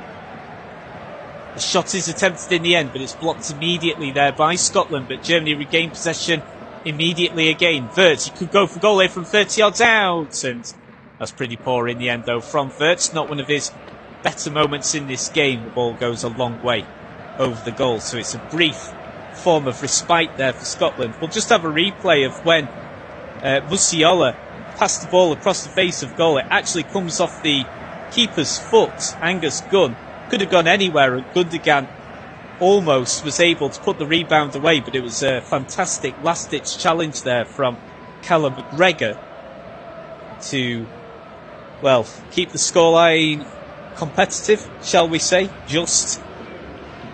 Like I said only a couple of minutes ago, it surely is a case now for Scotland of damage limitation after a brutal first half for the Tartan Army, where Germany dominated and were clinical. Rudiger, long ball this time from Germany. They've got a chance here, and Gunn is just able to win the ball though, ahead of Havertz. Good goalkeeping there from Gunn, who's had 1 or 2 hairy moments earlier on in this match, but that was better from Gunn. McTominay. Oh, and the ball, I think, has actually just been stopped here, so players stopped. I think Germany are actually going to bring another substitution on very soon. So that'll be their second substitution of the night. Both teams have made 1 substitution so far in this game. Just past the hour mark, into the 61st minute here, but no sign of the second sub yet for Scotland. We've just won a free kick actually, and that's a booking here for Germany, and that's a booking for Jonathan Tah. So Tara's just got to be careful now for the remaining half an hour of this game. Slid in very late, one-footed though, so definitely not a red, but it's a yellow card for that foul on Ryan Christie. So Jonathan Tah of Bayer Leverkusen there with the yellow card. Now it's double substitution here. Looks as if it's going to be Füllkrug is coming on for Havertz. I think Leroy Sané is going to come on as well, of Bayern Munich, former Manchester City player as well. So we've seen plenty of games with Leroy Sané playing in the Premier League. So Nicholas Füllkrug has come on for Kai Havertz, and Florian Wirtz has been very impressive for me. He's come off, and Leroy Sané has come on. So Sané on for his 61st appearance for Germany. Füllkrug is on for his 17th. He's got a very good strike rate internationally. The Borussia Dortmund striker scored 11 in 16. Of course, started his international career pretty late on. He's 31. And now Germany have actually gone very quickly on the break here. Kimmich just ripping through the Scottish defence down the middle. And Germany have just had a chance there from only around 12 yards out. And Sané with practically his first touch of the ball. And he should have done better there. I'm not sure why he didn't take it with his right. Surely he would have had more conviction there if he'd actually buried the ball with his right foot, instead of trying to cut the ball in slightly and side foot it with his left. And he didn't really get the conviction that he needed, and that was just straight at gun. Wasted opportunity there for Germany, but of course you would think they can afford to have them, with them being 3-0 up and a player up as well. So just in case you've missed it, it's a double substitution for Germany. Leroy Sané is on and almost scored within a minute of coming on, but went for goal with his left foot when he really should have gone with his right. And Nicholas Füllkrug, the 31-year-old Borussia Dortmund striker, has come on. So Kai Havertz off, as well as Florian Wirtz, who made his 19th appearance for Germany tonight and scored his second goal for the German national side.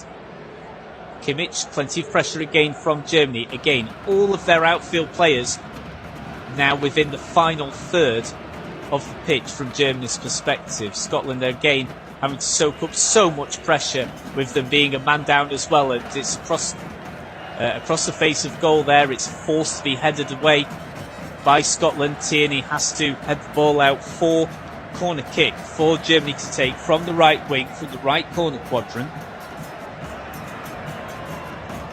More and more pressure here from Germany as we approach the midway point of the second half. Plenty of bodies in the box here. It's going to be Toni Kroos to take them from the right corner quadrant. Rudiger's just gone down, actually. I think a bit of a to-do there with Aston Villa's John McGinn. Now the referee just going to have a few words with Rudiger and John McGinn, and they have a little handshake. Nice to see. So, take two for this corner kick then. Comes in, it's a good corner, only just headed away by Scotland, and then another long-range opportunity comes in from Germany, and that only just goes over the bar. Came in there from the number 18, Max Mittelstadt, the Stuttgart fullback. Only his 5th appearance for the German national side, the 27-year-old. Had a great season with Stuttgart. Of course, they also finished above Bayern Munich in this season's Bundesliga season. Stuttgart finishing runners-up in the German Bundesliga. Now Scotland look ready to bring on a couple of substitutions themselves. Let's have a look who could well be coming on. So it looks as if Brighton's Billy Gilmore is going to come on, and I think possibly Kenny McLean of Norwich City as well. So they look to be the players that are going to come on shortly. Scotland have just won a free kick just to the right of the centre circle, inside Germany's own half, or about 10 yards over the halfway line. With the ball, well, in a dead ball situation, Scotland can now make this double substitution. So Billy Gilmore is going to come on. He's going to come on for Callum McGregor. And John McGinn is also coming off. So John McGinn is coming off of Aston Villa. Callum McGregor, the Celtic midfielder, is coming off. And Billy Gilmore of Brighton and Hove Albion is coming on, as well as Scott McKenna, who's been playing for FC Copenhagen Sorry, not Scott McKenna, my apologies. Kenny McLean, my apologies, for Norwich City, who makes his 40th appearance for the Tartan Army.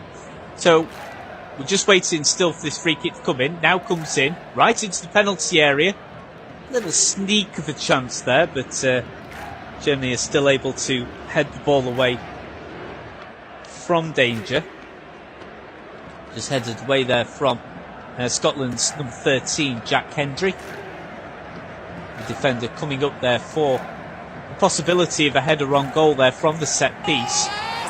You'd have to think that set pieces are going to be the only way, really, that Scotland have got realistically of trying to get back into this game. And now Germany have got a chance here. They've got the ball in from 15 yards out. It's Füllkrug. Oh, what a goal!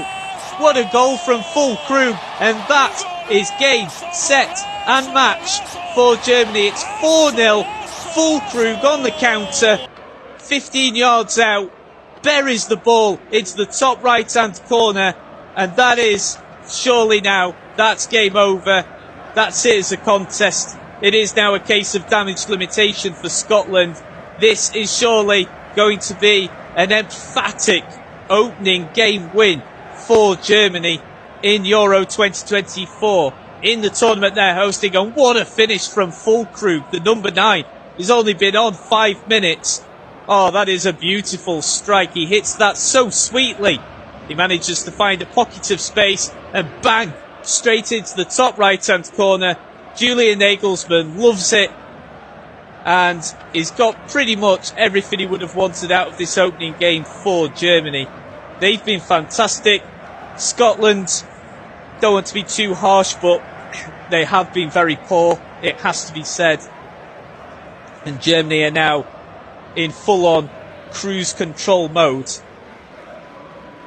And as I've said probably about 5 times now, the key words now for Scotland are damage limitations. Of course, goal difference could be vital, because with the fact that you have 24 teams in this tournament, and you still, after the group stage, you go into a round of 16, you can finish 3rd in your group and still qualify if you're one of the 4 best 3rd place finishers out of the 6 groups. No, that's a little bit complicated, but yeah, that's why goal difference will be crucial, because if you finish on 3 points, so let's say if you win 1, lose 2 in your group, so you've got a chance of sneaking through as one of the best 3rd place teams. But if your goal difference is poor, it could easily cost you a place in the knockout round. And of course that is if Scotland were to win their next 2 games, which are against Hungary and Switzerland. But it's Füllkrug with Germany's 4th. That's the best goal of the tournament so far, and we've already had 4 of them inside the opening 70 minutes of this tournament. But that is a lovely, lovely strike. Let's see it again. We deserve to. Scotland just couldn't retain the ball inside their own penalty area after a quick spell of German counter-attack. And the ball barely moves in terms of any spin. It's just hit so sweetly. There's barely any sort of any spin or revolutions on the ball. It's hit like a bullet into the top right-hand corner. What a finish by Niklas Füllkrug, and that's his 12th goal for the German national team in just his 17th appearance. The 31-year-old, as I said before, introduced to the German international side pretty late on in his career, especially for a striker. And so with 20 minutes to go, well, just less than 20 minutes now, Scotland will just want to keep the score just down at 4-0, and if they can somehow, probably the best way through a set piece, just try and grab a consolation. But this is surely 3 points already signed, sealed and delivered for the host nation. Thomas Muller is going to be coming on then for Germany. This will be his 130th international cap for Germany, for the Bayern Munich and Germany legend. So yet another major tournament that Thomas Muller will be playing in. The 34-year-old and yet still plays such an instrumental part for Germany and for Bayern Munich. He'll be coming on shortly when the ball next goes dead. Now into the 73rd minute. Now Sane, just on the right here, with on his second major touch of the ball after his first touch almost resulted in a goal within 60 seconds of him coming on, but he chose the wrong foot to shoot with, in my opinion, and should really have gone straight down the middle with his right rather than trying to try and guide the ball in and side foot it in with his left, and forced a fairly comfortable save for Angus Gunn. It's now another corner then for Germany, and got to say, I know Scotland have been poor, but I must say I am impressed with Germany. They'll, well, doubtless they're obviously going to come through tougher tests in this tournament, but they've been clinical, been very, very good in possession, and very much liked what I've seen. They've been fantastic.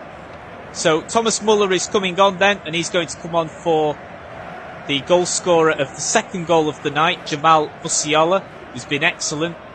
So Musiala has gone off, and Thomas Muller comes on for another appearance in a major tournament. It's his 130th international cap. Now Germany take the corner quickly and short. Catch Scotland sleeping here. They could go for goal from 30 yards out. Instead, it's crossed in into the mixer inside the penalty area. And Scotland are really struggling here. Oh, and they've just managed to get a let off though. German player ruled to be offside. And so Angus Gunn, the goalkeeper, will take the free kick himself. And Julian Nagelsmann, as the camera pans back to him, he looks very, very satisfied with what he's seen. Unfortunately, the Tartan Army crowd look very, very despondent. It's been a humbling game for the Tartan Army here. Down 4-0, around 16 minutes left to play.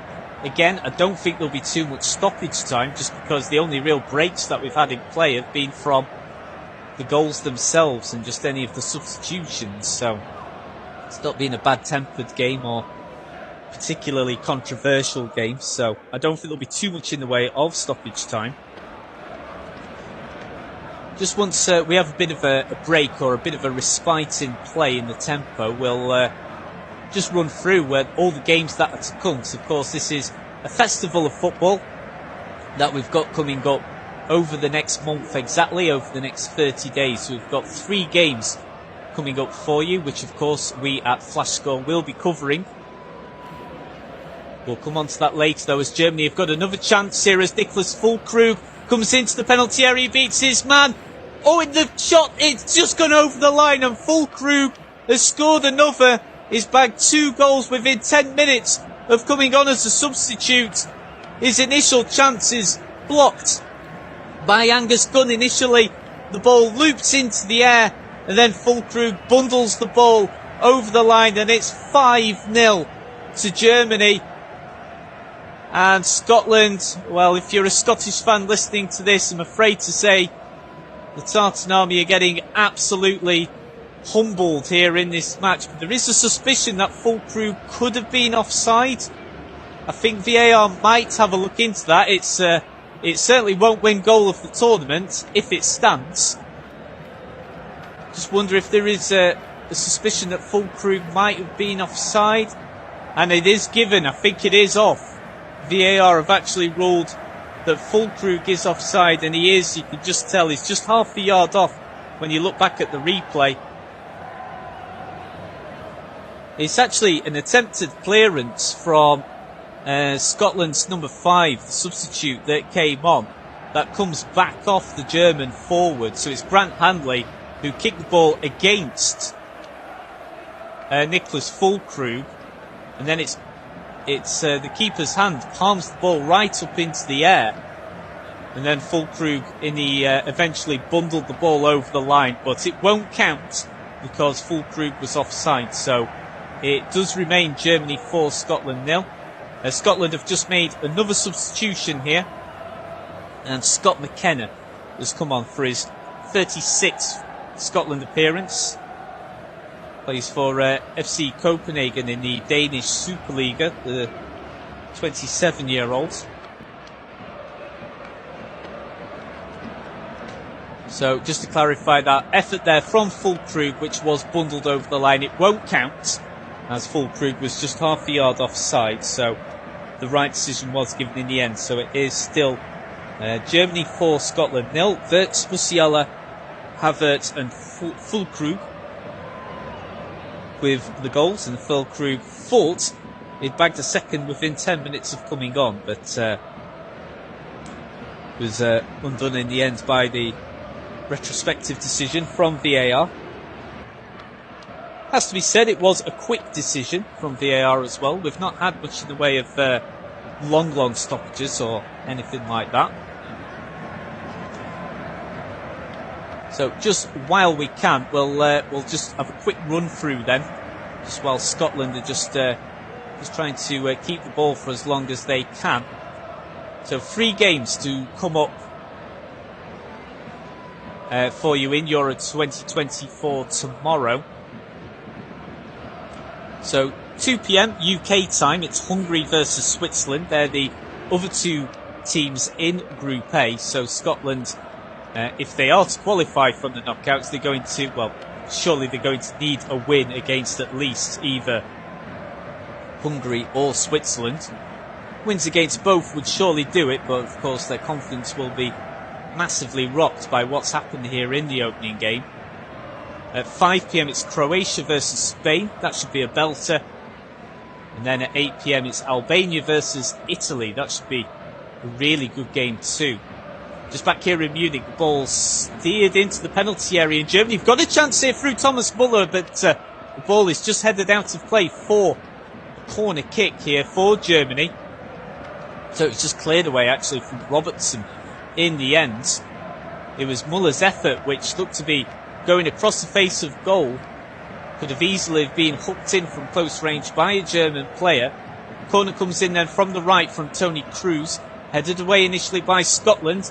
And then 20-yard effort goes miles over the bar there from Mittelstadt. Just apologies there for the rather dry throat. Yeah, full crew. We're just seeing the evidence of how VAR came to their decision, and full crew was just half a yard offside, so it was the correct decision.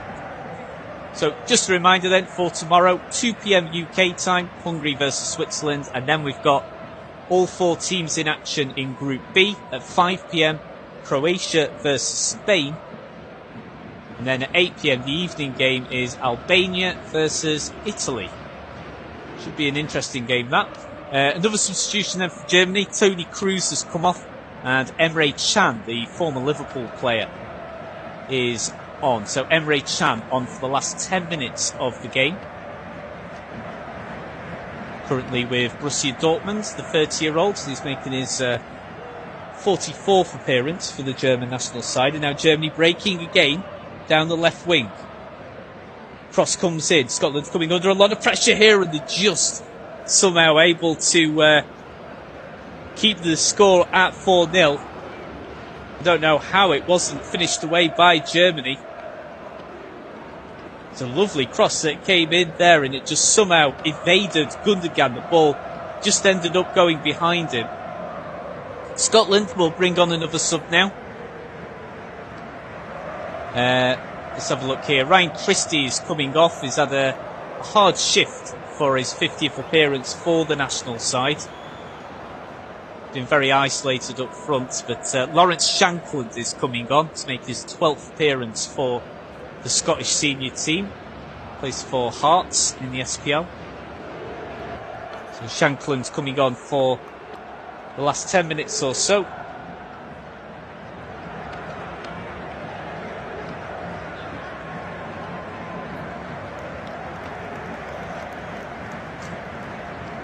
So, final throw of the dice then for Scotland as they just try and keep the score as respectable as possible, and just if they can from somewhere grab a consolation goal. Just breaking free and finding a bit of space inside Germany's own half here.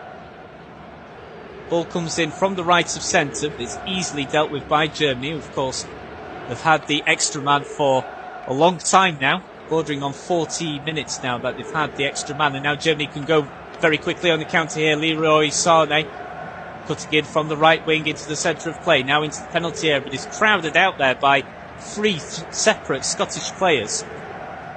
Good defending there from Scotland. Long ball from Scotland, and Rudiger collects the ball inside Germany's own half. Quick 1-2 with Neuer.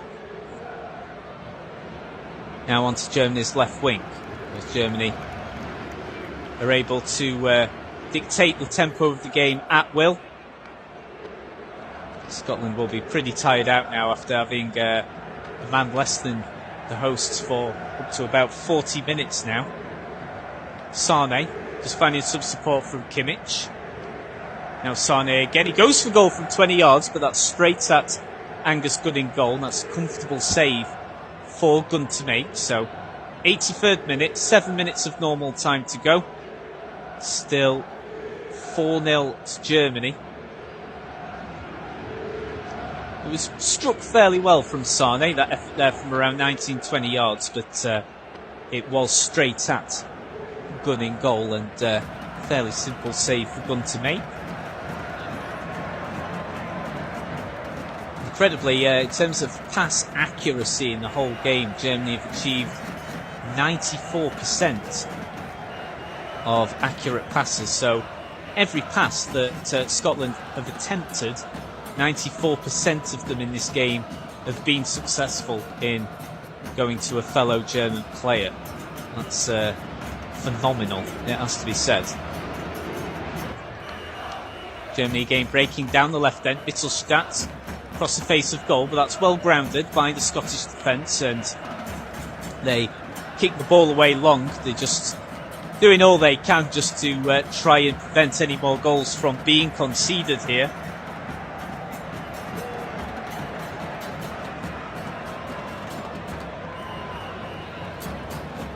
Gross, just on the outskirts of the centre circle. Now to the right wing, Sané.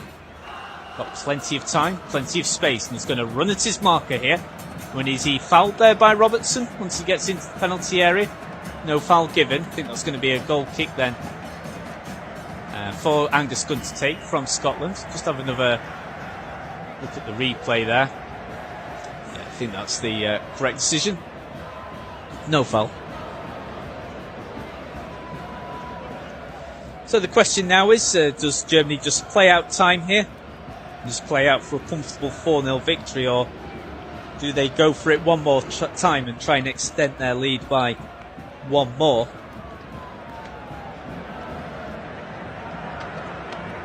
At the moment they're going to go for the latter. Sané breaking from the right into the centre. He goes for goal from 25 yards out. He struck it viciously, but in the end still about 5 yards over the bar.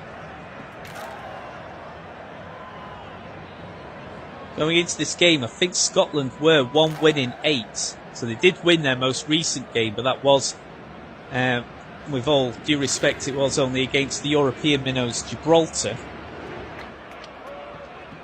But then again, Gibraltar in their game before that did hold Wales to a 0-0 draw. It's a pretty remarkable result there for the tiny state of Gibraltar, Principality. So Scotland beat Gibraltar 2-0, but before that I think it was a run of 7 games in a row where they hadn't won in competitive games or in friendlies. That also included a defeat against fellow home nation Northern Ireland as well. So some despondent faces in there. As you can imagine, the game is sort of petering out a little bit now. Obviously everyone knows Germany have got the 3 points secured. One more win against Hungary or Switzerland will surely book Germany's spot in the knockout rounds. Free kick though for Scotland, and it actually takes a deflection and it's gone in. Scotland have got a goal. It's 4-1 here, and it's a deflection off Rudiger that's landed into the back of the net here, and the Tartanami crowd, well, they've had nothing to shout about all game, and fair play to them, they're going absolutely crazy. Scotland have managed to get a goal Just trying to see who was the last Scottish player to get a touch. So it was a free kick from the left wing from about 40 yards out. And I think that have to be given as an own goal here. Yeah, definitely. It's a complete fluke of a goal.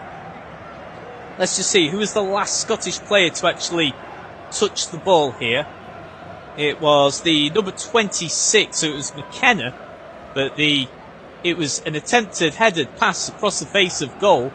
It loops off the head of Rudiger, and the ball flies over Neuer's head, over the line, and into the back of the net. So, incredibly, Scotland do have their goal, but it is surely a consolation. VAR are actually just checking this. Got to be honest, I'm not too sure why. Can't see that there was an offside or anything like that. Well, you would hope from Scotland's perspective it is given. Oh, and it is. So the VAR check already over, so the goal stands. Got to be honest, I'm not sure why it was even being checked, but yeah, it's a fortuitous goal, a fluke of a goal. But Scotland, you'd have to be, you've got to say, we'll just take anything they can from this game. So Scotland have their first goal of the tournament, but it's come from Antonio Rudiger. So it's certainly an annoying goal for Germany to have conceded, as they've been put under barely any pressure from Scotland all game. But yeah, a fortuitous goal. Very unfortunate from Rudiger's perspective. It just ricocheted off his head, looped over Neuer's head and into the back of the net. So in the 88th minute, it's now Germany 4, Scotland 1. As Germany aren't done yet. Mittelstadt. Gross. 25 yards out from the left of centre. Finds support again. Gross. Ball in from the left of centre. That's nice. Finds Sane on the opposite flank. Takes his time. Gundogan. Back to Sane. Plenty of time to deal with here. He's got some space as well. Rudiger. 30 yards out. Chan. Now Tar. Could have gone for a long range shot. Decided against it. Almost all of Scotland's players here are inside their own penalty area. That's how much attacking intent Germany still have. They're looking for a fifth. Ball goes out of play. For a throw-in then for Scotland to take. Just seeing the replay there from an opposite angle. So the last touch from Scotland, it came from Scott McKenna, but it was clearly, it was not meant to be an effort on goal. It was an attempt at a headed pass across the face of goal. Ended up hitting Rudiger, and the ball just looped over Neuer's head and into the net. So has to be given as an own goal there. And that's made it 4-1. So Scotland have been well beaten in this game, but a little something at least to cheer about, and it brings the losing deficit back to 3. We're in stoppage time then. Just waiting to see confirmation of exactly how much stoppage time will be played. I've not seen it yet, but we're within the first minute of stoppage time now. So at half-time the score was 3-0. Now it's 4-1. So 3 minutes have been added on, and we're just coming towards the end of the first minute of additional time now. So just 2 minutes to go then for Scotland to try and limit the damage and keep this now to a 3-goal losing margin. Germany with all the possession. Sane. Now Kimmich on the right flank. Back to Sane. About 35 yards out in the right of centre. Now Germany switch it to the left. Mittelstadt. Gross. Lofted ball in. Coming under some pressure there for Scotland, but they're able to deal with it through Robertson. But the danger's still not over yet. Kimmich with the ball right on the byline here on the right flank. Tar. Now Gross. Mittelstadt. Gross again, just coming under some pressure there. From the Scottish number 9, from Lawrence Shankland. Rudiger. Now back to the right wing. Kimmich again. Sane, who's been lively since coming on, post-Scotland problems. Could have had a goal within the first minute of coming on. Around about 10 minutes into the second half. Can. Gundogan. Tar could have gone for goal from 30 yards out, decided against it. Of course, all of Scotland's players inside their own penalty area again, apart from Shankland, even he is still in the D. That's how pushed back Scotland are right now. Germany have got one more chance, you think, here. They've gone for goal. They found the goal. It's 5-1. And Emre Can is the goal scorer of the 5th goal here for Germany. And you have to say it's been coming. Emre Can. I was just about to say one more chance here, surely for Germany. And it was a lovely finish from 18 yards out, from the edge of the area. And Can has put that one away. 5-1. You'd have to say it is deserved. Germany have completely dominated this game. Scotland's only goal did come from rather fortuitous circumstances with the own goal. But Emre Can had space. Oh, sorry, it's actually a bit further away from goal than what I thought. It's actually from the edge of the D. So just over 20 yards out, maybe about 22. It's a lovely finish. Side foots it in with his right foot into the bottom corner. He just gets a little touch from Angus Gunn, but he can't keep the ball out. And it's not his fault for this one. And that is 5-1 to Germany. And that is full time. Literally had kick-off and the referee blew the full-time whistle immediately after the game. Kicked back off after that goal.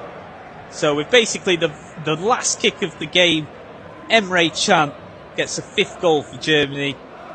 It is deserved. You've got to say Germany completely bossed this game, even when it was 11 against 11. And it's a very humbling opening game defeat for the Tartan Army. So Germany found themselves 3-0 up then at half-time. Florian Wirtz with the opening goal, Jamal Musiala with the second. Then Germany were away.